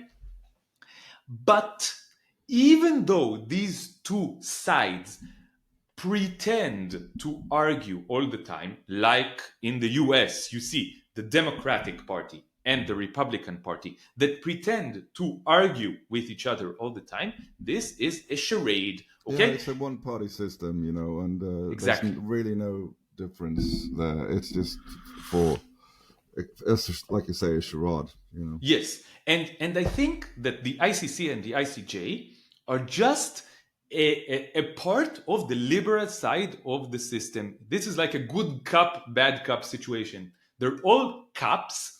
One of them one side plays the good cup and the other side plays the bad cup. And this is how they get you. And I think that one of the most important things that anyone who wants real change in the world should understand is that the only way to get real change, not cosmetic change, but real, deep, meaningful change, is to understand that the system is not on your side, not the ICC, no side of the system is on your side. The only way to get meaningful change is to dismantle the system. Okay, and I need to explain what dismantle means, because when I say dismantle Zionism, for example, dismantle the state of Israel, dismantle capitalism, dismantle human supremacy, stuff like that, conservatives will always take my word, dismantle, or abolish, or words like that, and they will twist them around to present me, the radical, as the one who is being violent and aggressive, while in reality, the system is the one being violent and aggressive. When I say dismantle, I mean that we take these systems, and what are systems? Systems are modes of relationships between individuals. This is what systems are. So the current mode of relationships between human individuals in the land of Palestine is called the State of Israel and the Zionist Project. And this mode of relationships is a mode of apartheid, of oppression, of supremacy, of hierarchies, of exploitation, of genocide, and of ethnic cleansing. I do not like this mode and I want to change it. I want to take this system, to dismantle it and replace it with something better. For example, I want to replace it, even though I'm an anarchist and I'm against states, still I think it would be an improvement to have one democratic state between the river and the sea.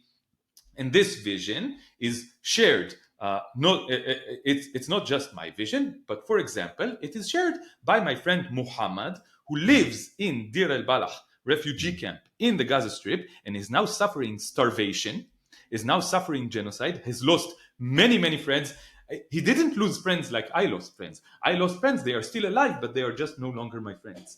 He lost friends because they were murdered by this system that I want to abolish. And we both want to abolish the system of Zionism and replace it with one democratic state for all inhabitants between the river and the sea, for all 15 million inhabitants between the river and the sea, where everyone enjoys justice, equality, freedom, and where your political status is not connected to your ethnic background or to any other arbitrary characteristic.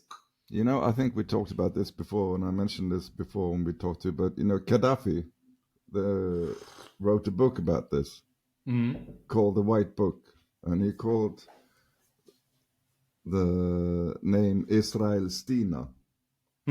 Okay. But basically, it was, he's no longer with us, and we all know why. But But so, I don't want Israel-Stina. I don't want that. No, of course. I want Palestine. I want the land of Palestine to also be a state. That's what I want. He was a little too accommodating, not accommodating enough, but Yes, not accommodating enough to not be murdered by the system. But he tried to play it, pragmatically. But I have come to realize that pragmatism, in this sense, is not pragmatic at all. The only pragmatic way is to stay radical and true to your real values. Can we talk a little bit about just so that people can get an understanding for how bad it really is, how ill this collective sickness that permeates occupied Palestine by that have come to such an extreme that within Israel there's now people making money on creating genocide tourism, Yes. where fathers are proud to bring their little 3-year-old sons to and bring popcorn and maybe put on a barbecue, and there are people organizing, sort of like going to a movie,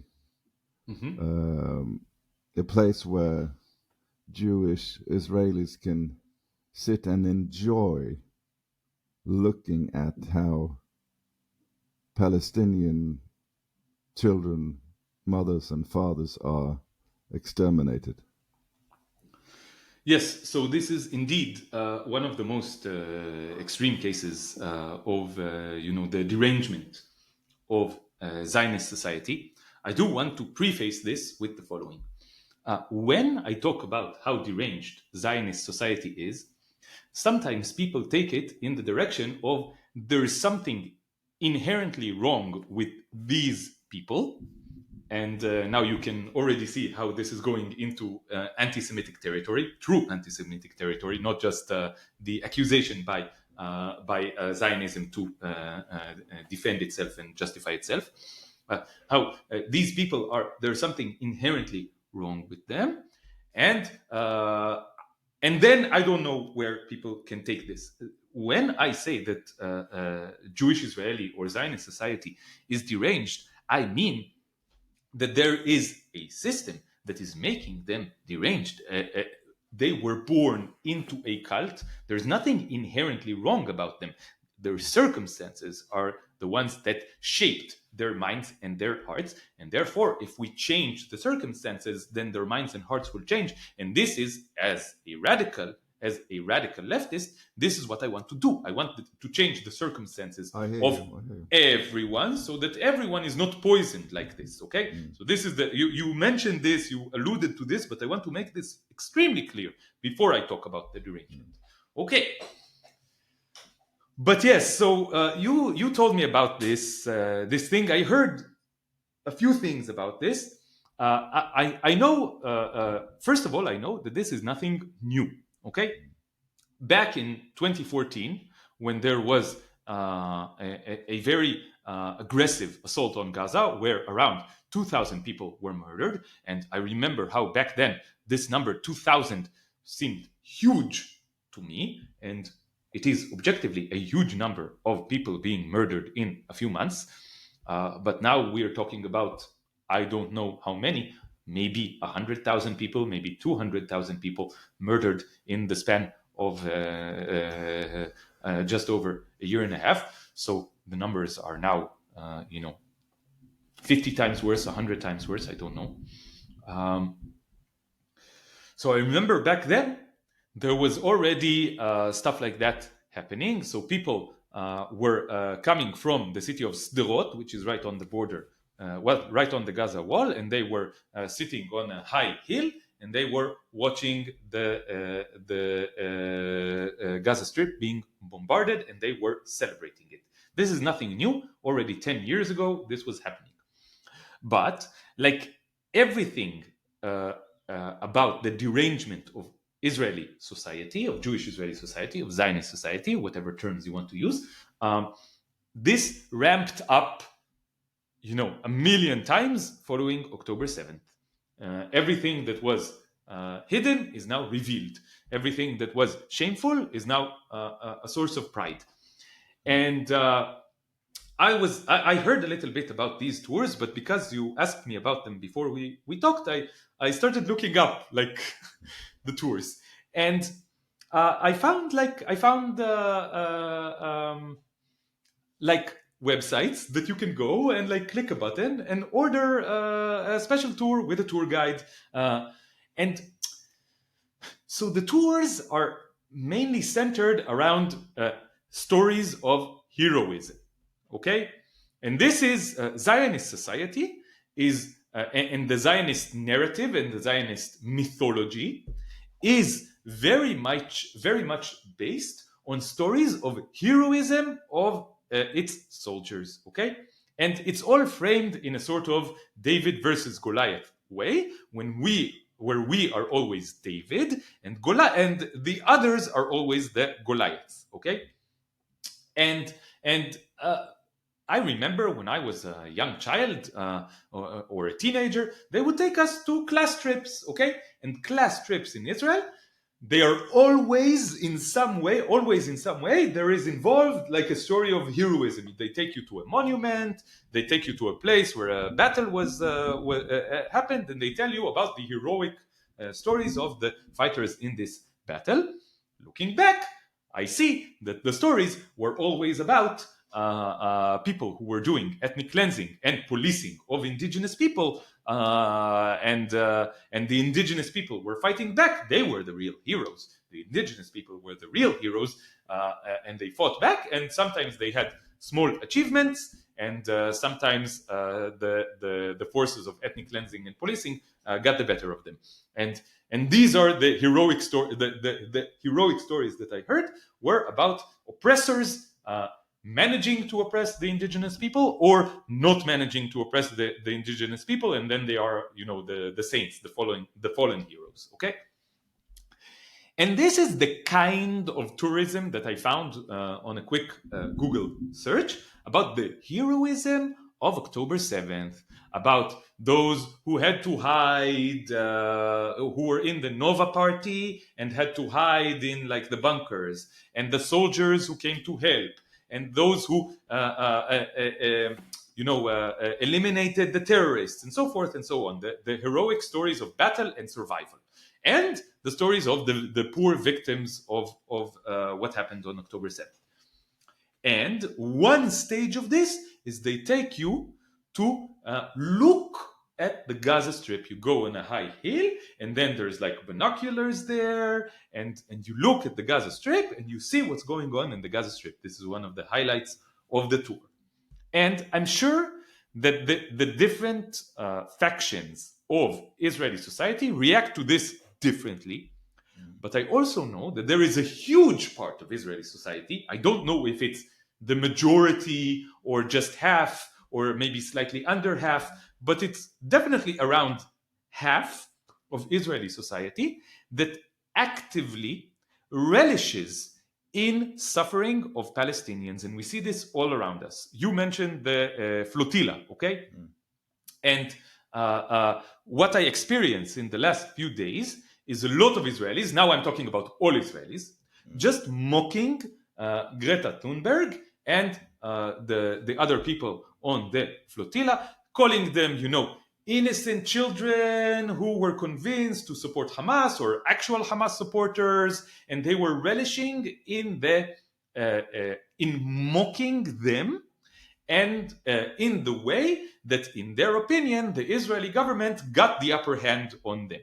Okay, and this is the way that Israeli society, that the psyche of Israeli society operates. That if you are powerful and you manage to humiliate someone who is below you, then this is a good thing. This is something that I experienced when I was a young child. I experienced a lot of bullying and mockery because I used to be weaker. Okay, and maybe this is one of the reasons that I'm an anti-Zionist now. Maybe this is one of the reasons that I'm vegan now. Maybe this is one of the reasons that I'm anti-oppression. That I experienced this in school and from my peers. Okay, but my point is that a lot of Israeli society and Israeli humor is based on mockery, and I feel that so. If you find the average liberal Zionist, they will not mock directly the victims of the genocide. Probably now. Maybe a year ago, maybe yes. Now, maybe not. Okay? But a huge faction of Israeli society will definitely, to this day, mock heavily the victims of their genocide. So I imagine that a lot of people go to watch Gaza and they enjoy what they see. They enjoy looking at the destruction. They enjoy looking at the death. It is a sadism that is associated with the indoctrination and propaganda that is a result of the indoctrination and propaganda of this cult. Okay? And I don't know if there is any reason to dismantle this cult. Here it is. Here it is. Anything that results in this kind of disgusting behavior and disgusting attitude towards others, I think must be abolished immediately. Alon, I asked you this question last time you were on, and then I want to ask you again because Mhm. things have changed. You have been online a lot, and you have talked to many people, and perhaps your perspective has also changed. You have become perhaps more peeled off, and maybe you have more facts today, or maybe not. Mhm. But when you look at what happened on October 7th and the Nova Festival, um, and we also think about the Hannibal Directive, Mhm. and we look at the amount of cars that were burnt, likely Mhm. by high powered ammunition, which of course is not something that the freedom fighters in Gaza were in possession of. Would you say today, how is your perspective today on the possibility that the whole killing of some thousand people on October 7th came in very handy for what the next step of the expansion of the Zionist entity would be, and Okay. is it possible that like has been confirmed, in fact, also by I think some Israeli papers that the government of the Zionist entity, in fact, funded and knew that this was going to happen. So my short answer is I don't know. Okay, I don't know. And also, I think no one really knows. Okay, maybe some people who are in very specific, positions can know, but I think most people cannot know, and I do not know either. Um, I also, frankly, did not look deeply into this because honestly, I don't think it matters that much. Okay, my position will not change at all. My political position will not change at all, or at least not dramatically, if I find out one way or another. Mm. So I can guess, okay? I can give my best guess. And my best guess is that, like most things, the answer is mixed, okay? Um, and so, okay, definitely, there is an organization called Hamas that is operating in Gaza and that is controlling the Gaza Strip to some extent, okay, because the real control of the Gaza Strip is by the Israeli government, okay. This is the Israeli army is controlling the Gaza Strip. This is just a physical fact, okay. But Hamas is organizing the internal affairs of Gaza, and definitely this group organized and executed a military operation Mm. on October 7th, where they crossed the wall of the thing that I think of as a concentration camp and now an extermination camp, a huge concentration camp. Uh, they crossed the wall and they intended to get to capture as many hostages as possible and perhaps kill as many people as possible on the other side of the wall. And they managed to execute this plan to some degree of success. Okay. Definitely, there was information available about this plan beforehand. Definitely, there were stories on Israeli media about mainly young women who were situated on the wall, on the border, and their job was to, they are called tatzpitaniyot, which means watchers, okay? So their job was to watch what is going on in the Gaza Strip and mainly and specifically on the other side of the wall, and to alert to certain developments. And there was a story that was presented in Israeli media as a mistake, as a faux pas, as a like a scandal of like it was an error, okay? And the error was that arrogant male commanders, high commanders, did not listen to the women on the ground, okay, who were reporting what they saw, and they didn't react accordingly. This is the way that it was presented on Israeli media. You can say that this is actually more a situation of they didn't want to listen because they got orders from higher up that told them not to listen. You can say this. I don't know. I absolutely don't know. Um, and I think it's probably a mix of the two. Okay, I here is another reasonable thing to say. It was definitely convenient for the government at the time for something like this to happen.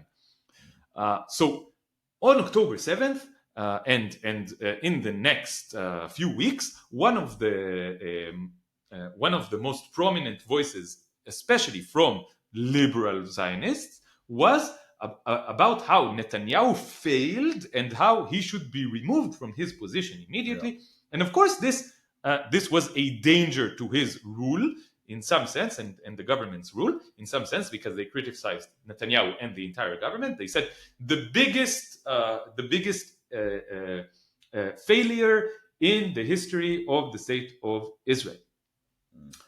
And obviously, this is in some sense true. Okay, and this obviously was a danger to Netanyahu's rule. But the fact is that Netanyahu is still the prime minister of Israel, so it probably was not as big a danger as it was presented.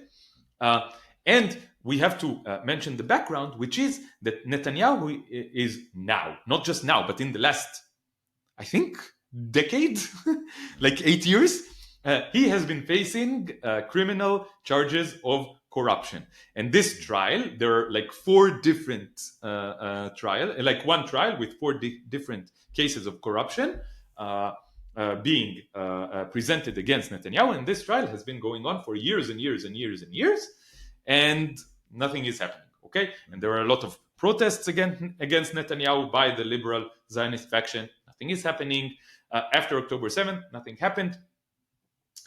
There's no, he will continue to be the prime minister of Israel until something changes. And I don't know, my best guess is that the something that needs to change is that the larger forces responsible here, the larger geopolitical forces, will not need him as a servant anymore. I don't think that the regime of Netanyahu is dependent.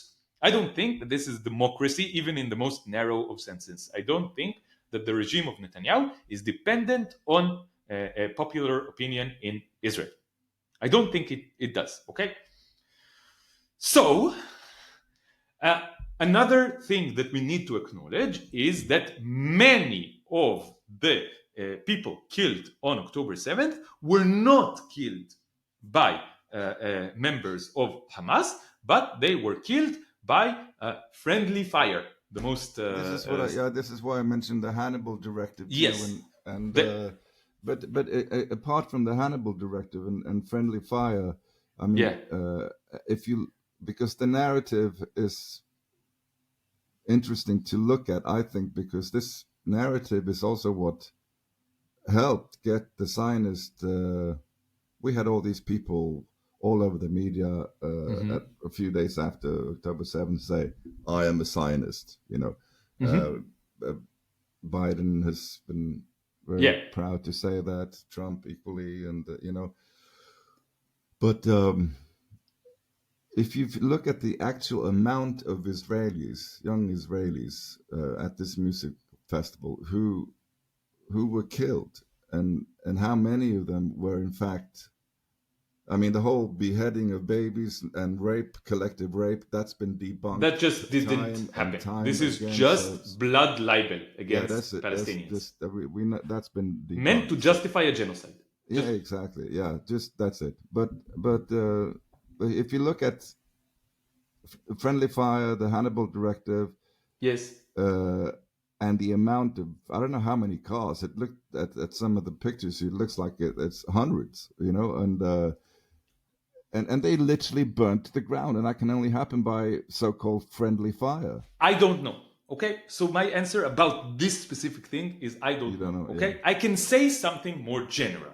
Okay, I can say something more general, and this is the reason that this specific fact does not matter to me. Okay, this Yeah. specific question does not matter to me because Yeah. I know that on a deep level, definitely what is going on here, like, okay, definitely uh, uh, in situations of colonialism, of colonialist oppression of Yeah. indigenous population, the colonialist regime always benefits from, in some sense, from the resistance of the indigenous people to the colonialist regime. This is just a fact. If the indigenous people do not resist, then the oppression is deepened slowly, okay? Mm-hmm. Slowly, because the lack of resistance is being exploited by the colonialist regime and those Mm. in power to deepen the oppression. Yeah. If the indigenous people do resist, then they are branded as, terrorists or savages or Mm. whatever. And then this is an excuse to deepen the oppression in a quicker and more blunt way. Complete way, yeah. So this is the main reason why I'm against colonialism, okay? Because it's a situation where no matter what you do, you are under the hammer and the boot of your oppressor, and you have literally no options to resist it Mm. effectively, okay?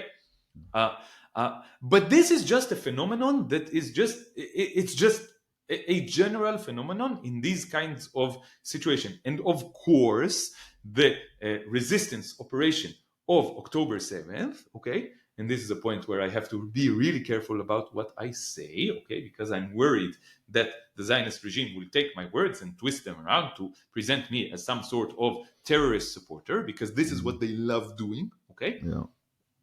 But it is just a fact that what happened on October 7th, the October 7th attack had two main results. One result was that the Zionist regime used this attack as an excuse to enact a genocide that they wanted to do anyway, and were looking for an excuse to do anyway. Whether this attack was initiated or allowed by the Zionist regime, or it almost doesn't matter, because it certainly served the interests of the Zionist regime in the sense that it gave them an excuse to deepen the oppression in a Right. very, very aggressive way, to enact plans that were there for decades of ethnic cleansing and genocide in Gaza. Mm. This was one result.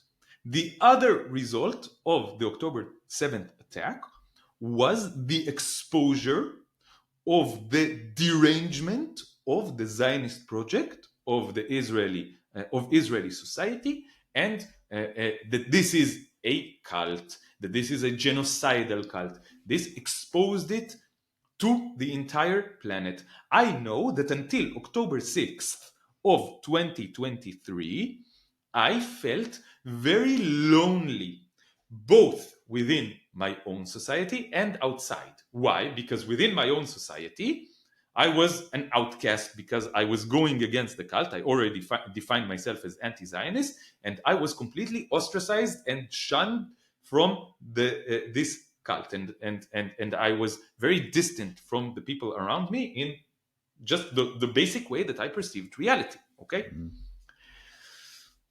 But also, I felt isolated from the rest of the world because most people around the world did not really care about what was going on in Palestine.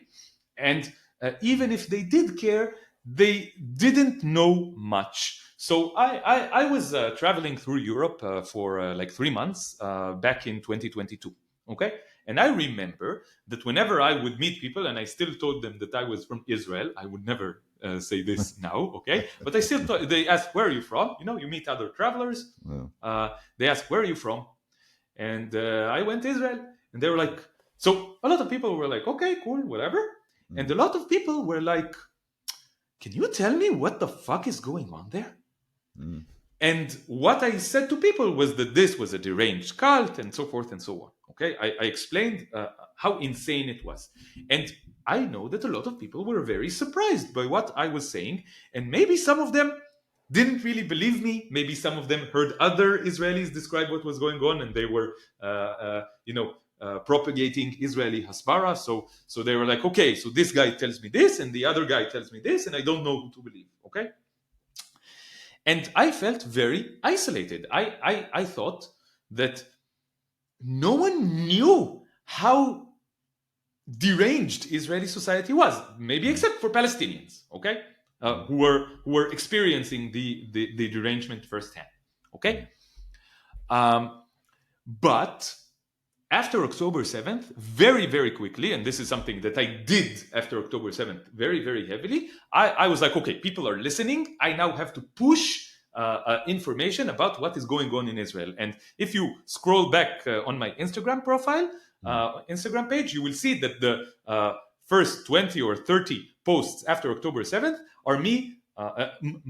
The vast majority of them are me showing the derangement of Jewish Israeli society and the Zionist cult. Okay, Mhm. because I felt that this was very important, that people understand what was going on. And this was done by many other people. I was just a small part of this, but I feel that now we got to, you said this, we got to a situation where most people in the world, those who are willing to those who are interested in the truth and not, resistant to the truth, those who are interested in the truth know the truth about how deranged this cult is. Mm. And I think that this is a great accomplishment because Mm. the first step in solving a problem is obviously acknowledging that there is a problem Exactly. Yeah. and defining the problem. And I Mm. think that the problem here is the Zionist cult and the derangement of the Zionist cult. We need, if we want to solve this problem, we have to acknowledge that this is the problem. Okay, so this is the second result of what happened on October 7th. And I don't know, maybe I shouldn't say this, but in this sense, the operation executed by Hamas on October 7th was a great success. I think Mm. that this is what they wanted to happen. I Yeah. think that you can agree with this logic or not. You can say that this is a completely cynical logic. You can say this, and I would not disagree. This is a valid opinion. But their logic was, if we do this, then the state of Israel will do what it actually did, and the derangement of the Zionist cult Will become visible. will be revealed, and then Yeah. this will start the process of the dissolvement of the Zionist Mm. cult and the liberation of Palestine. And I do not, and this will have a heavy price of hundreds of thousands of murdered people, murdered Palestinian people. But in their eyes, this was a price worth paying. Mm. And I think that they were right. Okay, they might, Yeah. you might think that this is a horrible thing to do, and this is a valid position. But I think that they were right in what they predicted would happen. Mm. Well, I hear more and more people amongst friends and also on social media that are, like you're saying, uh, the empire. If you go take Star Wars as an example, Yeah. people are now not afraid to say that the Palestinians, I mean, they are equal the resistance. I mean, the freedom fighters, and the state, the Zionist entity, is in fact the empire. It's not the empire, but it is the faction of the empire in the Middle East. Yes, but if you make the comparison to the Star Wars movie, this is in fact, people are not afraid of saying that at this point. So there has been some development, clearly, Definitely. I think that they are right, that this is the first step in the liberation of Palestine. I think it's just a correct statement on a historical level. I'm not a prophet, but I think a lot of experts are saying this, that the Zionist project will not exist in like a decade or two. A lot of people this is just a logical thing to say, that this is probably what will happen. Can I ask you also about there was an anti-Zionist conference, I think recently, that took place. Was it Vienna? No, it's starting in 2 days, actually. It's starting in 2 days. Okay. Yes. Yeah. Can you tell me a little bit about that? So I don't know a lot about this Congress. So what I understand from reading about this Congress is that it was organized by Jewish anti-Zionists in Vienna who want to send out the message that Judaism and Zionism is not the same thing, that opposing Zionism is not an anti-Semitic position, and that the dissolvement of Zionism is actually to the benefit of the Jews. Yeah. Okay? So I agree with this claim on a pragmatic level, but I must say that this is not the way that I look at things, because I look at the Jewish identity as something that was forced on me from the outside. I reject these identities of Jewish and Israeli. I am now, my political position now, my deepest political position is one of anarchism and what's called total liberation for all living beings. I believe in is opposing all forms of oppression, yes, for the liberation, the total liberation of all living beings. And this is why I oppose the system of oppression called Zionism. This is why I oppose the systems of oppression called patriarchy, capitalism, states, human supremacy, and carnism. Clearly, you have a very broad view, a very broad take on this. Yes, and I believe that this is the only way to really achieve our goals. Okay, I believe that if we do not oppose all oppression, then we do not oppose any oppression. Right. And but this is, you said, the way that you described this anti-Zionist conference. I mean, there was nothing about the description and that I felt was not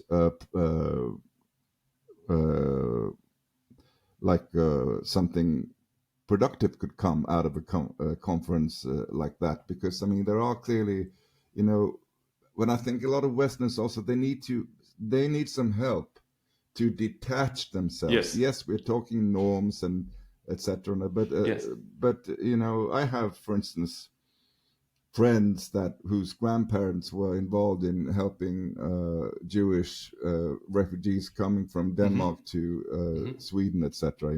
And that's, of course, a very significant memory, an important memory, where they have been able to help Jews like this, and so in order for Western people they need some help to detach themselves from this phenomenon that they think being anti-Zionist is really not being. Yeah, this is Jewish, one of the biggest tricks that the Zionist system produced. Okay, the equation of Zionism and Judaism is something that is at the core of Zionist propaganda, and therefore definitely it should be attacked. Okay. Yes.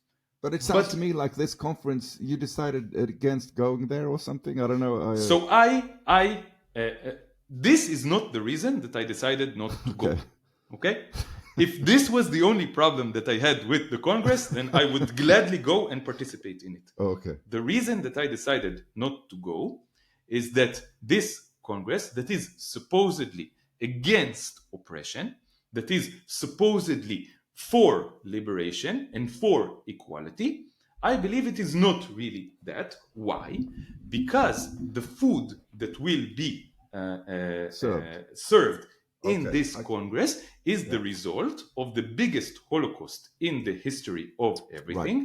Is the burned, dismembered corpses of my cows, chickens, pigs, friends. Okay, my friends who happen to be cows, chickens, pigs, sheep, and so forth and so on. I hear you. And I turned to the organizers of this Congress and I said to them, this is very problematic. This Congress is not inclusive. It's inclusive to everyone except to Zionists and to people who oppose the non-human animal Holocaust. Right, I hear you. And if you want to hear more about this, so my girlfriend Tamar and I would love to. One second. Yeah. My girlfriend Tamar and I did 2 episodes, 2 live streams about this subject where we explained this thoroughly for a combined time of 3.5 hours, 4 hours. You can go to my channel, The Hebrew Canaanite, and see these explanations and discussions that we did about. So the main question here is intersectionality and why the only way to oppose oppression is to oppose all oppression at the same time. Right. If you participate in one form of oppression while supposedly opposing another form of oppression, then I think you're not opposing any form of oppression. No, I understand. I hear you, and I know that this broad, very it's a spiritual, Zen-like place. No. It's a very pragmatic. It's also political position.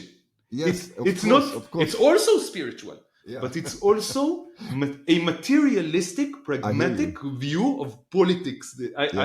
This is not me living in the clouds. No, I'm not saying that. This is me being the most pragmatic that I can be. I'm not saying that. I'm not discarding that at all, Alon. Not at all. But that was really more of a. In order to understand it, I think for me, I'm not saying I have a problem understanding it because I understand it. But I mean, in order for when you talk about intersectionality, I mean, you have a brain that can figure out the most dramatic mathematical formulas, okay? And so it might be a little easier for you to come. No, I don't think that's. I don't think that's it. Certain conclusions, but I don't think that's it. I think that my position is so simple that it can be put on a bumper sticker. Okay, my position is. My position is. I oppose all forms of oppression. That's it. I hear you. That's it. And the complications happen from the other side, not from my side. Okay. So, for example, people can say I oppose all oppression, but then they put an asterisk on it, and the asterisk is that it's limited to a certain group only. So, for example, Zionists can say I oppose all oppression. I'm for justice for everyone. With a small asterisk, and the small asterisk is Palestinians. And humanists can say, I oppose all oppression, I support liberation and justice for everyone, but the asterisk is that this everyone is includes only animals of the type Homo sapiens, only humans, okay? Yeah. I don't put any asterisks. This is the only difference between me and other people who oppose oppression. I removed all the asterisks, and you can too.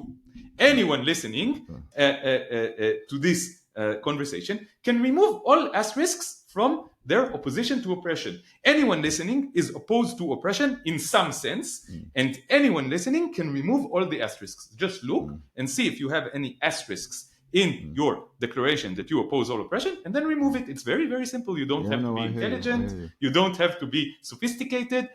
You only have to look simply at reality and do what's necessary. That's true, but one also has to have the capacity to take one problem at a time. I think some people may view it that way. I think that they are wrong. I think that they are wrong. I think it's super easy I think it's super easy to be against oppression. Okay, it's you don't have to be you don't have to do anything active. You just have to stop actively participating in oppression. You have to stop doing stuff. It doesn't require energy to stop doing stuff. It requires energy to do stuff. To do oppression requires energy. I will send an email to Glenn Greenwald and suggest you as a guest to his, because I mean I would love to. would absolutely. But then, very quickly, your voice and your Hebrew Canaanite podcast may be on the lookout from the supremacist forces, because he happens also to be a vegan. Oh, wonderful, wonderful. Yeah. Okay. Now I have to be on his show. Yeah, and he's completely fearless, like you. So I'm going to take this link. Let's do it. Let's do it. Yeah, if you're listening, what's his name? Glenn Greenwald. Glenn, if you're listening, I would love to be on your show. Yeah, he does. He does system update. I will definitely send the link to him, because he would be a fantastic guest. I appreciate it. And he has a very, very wide audience, and he's fearless, completely fearless. You know. Oh my God, we've covered a lot, but we only scraped the surface. That's the situation with every single conversation that I have. Yeah. Tell me a little bit about, if you can, your plans for the immediate future with, I mean, maybe with Elik and what do you guys plan with? Yeah, that's good. That's a good opportunity to tell some people about what I have been doing, what I will be doing. So, okay, let's start from basics. I have a YouTube channel called The Hebrew Canaanite. Look it up on YouTube. I have a podcast there with my friend Elik. And the podcast is called One State Solution. And we speak about Palestine and about what's going on in Palestine from an anti-Zionist perspective and an anarchist perspective as well. Elik also has a YouTube channel, and the YouTube channel is called Sound of Anarchy. And on that channel, we have another podcast called Yalla. And on that podcast, we have interviews with people, again, around this subject. For example, our conversation with Muhammad, who I mentioned before, who lives in Gaza. We had 2 conversations with him, maybe the most important thing that we did. And also conversations with anti-Zionist Jews, also conversations with Palestinians living in diaspora, and all kinds of conversations.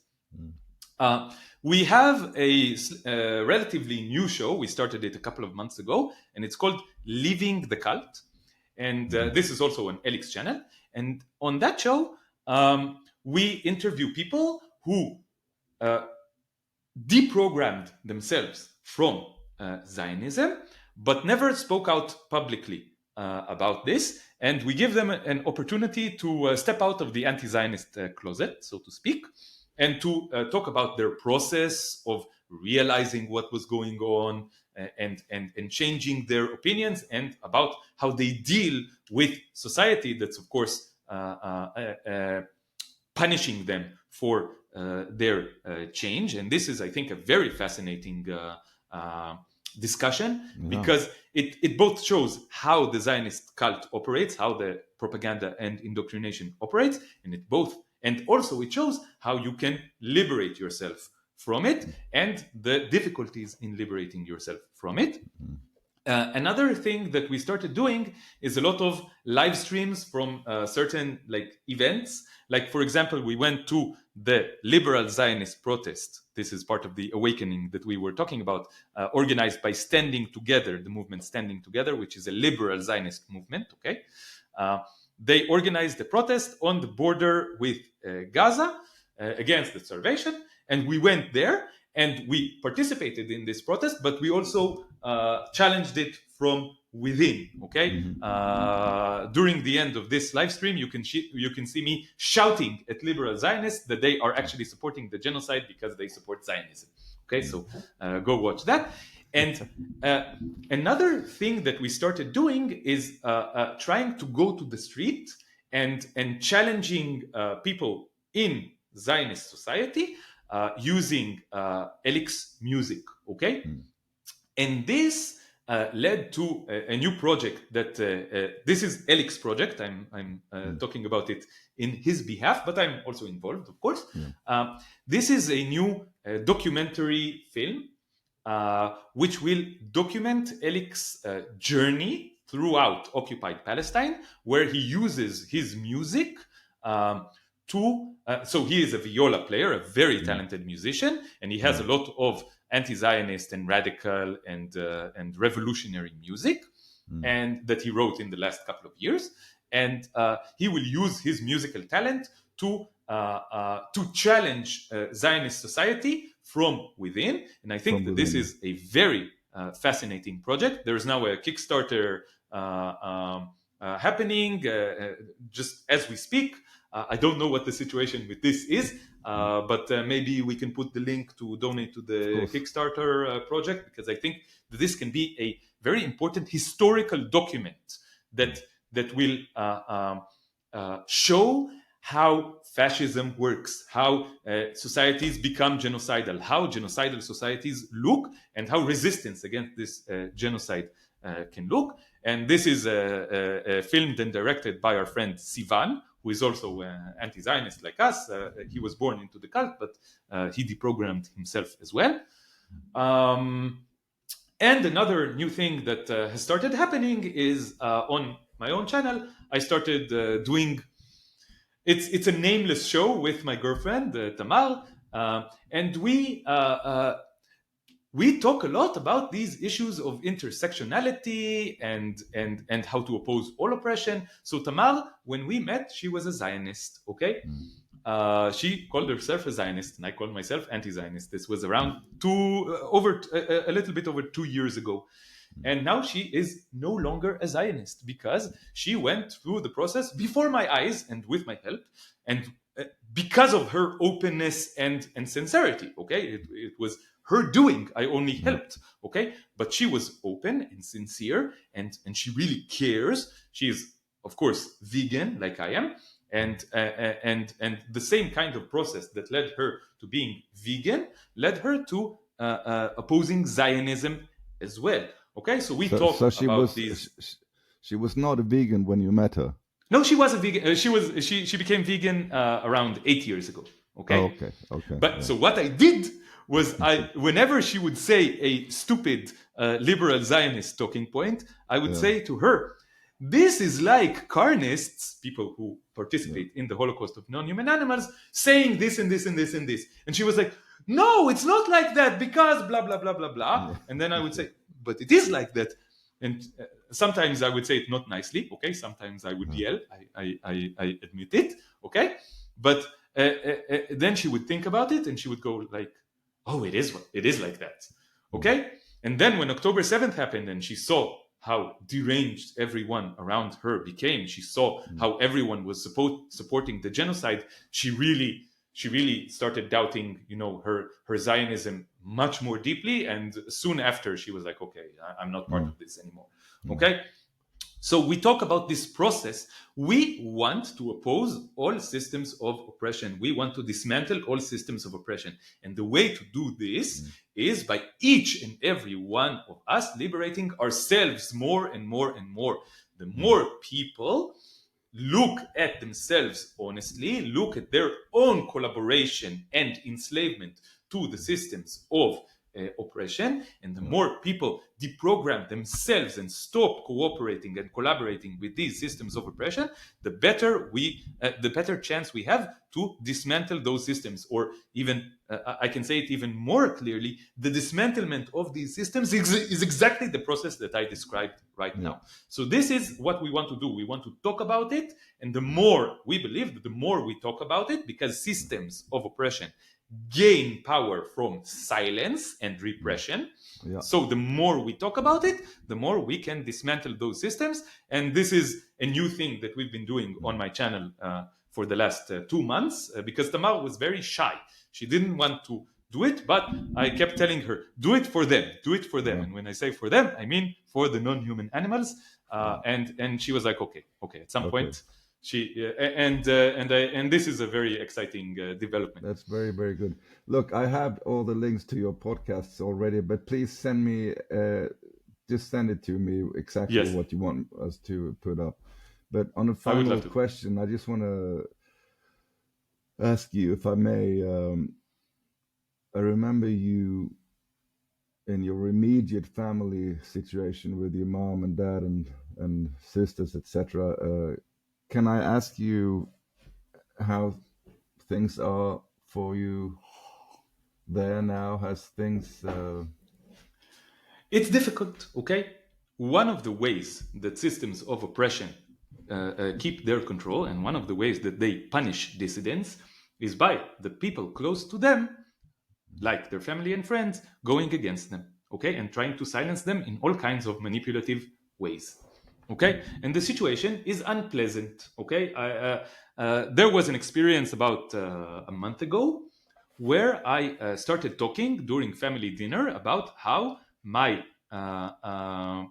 friend Muhammad is starving right now. This is what I said, and they silenced me.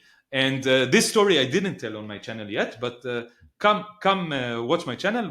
Tamar and I will talk about this story because Tamar okay? was there, so we will Mm, tell this story of how silencing works inside the Zionist cult, how I wanted to talk about my personal friend starving and I was silenced by my own family. Okay, so this is a story that still needs to be told. Okay, mm. so coming soon. But okay, I guess the final question I wanted to also hear a little bit how you are doing. Are you? What is your status with Alon and your heart and your mind and your Yeah. sense of So the answer to this question, "How are you?" is now super complicated for me. Okay, but the shortest way that I can honestly answer it is to look at different levels. Okay, so on the most immediate of levels, I'm fine. I have a house. I have a home to live in. I have food. I have I can watch TV. I can spend time with my girlfriend. I can do everything is okay materially. Okay, this is one level.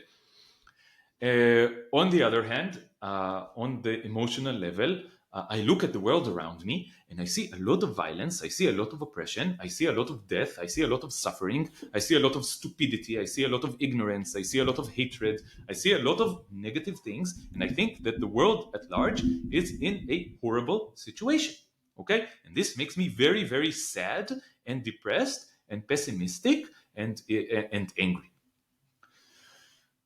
On another level, I feel like I'm as opposed to what was the situation like until 2 years ago. I'm actually active in opposing all of these things, and this gives me a sense of hope and of strength, of power. mm, Okay, because I'm doing stuff. Okay, maybe I will not succeed in toppling all the oppressive systems in the world in my lifetime, probably not, but I will know that I did my small part in this process that I think is the most important process in the world. Okay. mm, On another level, this upsets me greatly because this takes all of my energy, and I cannot invest my energy into things that are more personal and creative. Like I will not be a mathematician. Okay, I just will not be a mathematician, which was my dream when I was younger. I cannot, just listen to music and forget about everything that's going on around me. It's I cannot enjoy my time on a wholesome level without feeling a twinge of like this is me just removing myself from reality. Okay, mm, so but also on a deep spiritual level, I feel good. I feel good because I feel like I'm more connected to my core. I'm more connected to what I truly believe in. I'm more connected to what I truly want. The horrible situation around me has also exposed my my soul. My soul is, it has to. Okay, so what happened on October 7th? It exposed everyone, I think, everyone around the world. And in occupied Palestine, it exposed the Zionists who were, genocidal racists. And it also exposed those who are against this and who are powerful enough to go against it, even though their entire society tells them not to, silences them. And to me, this is a process of, like, it forced me to look within and to find the power within and to connect with my own values, connect with my own morality, connect with my own soul.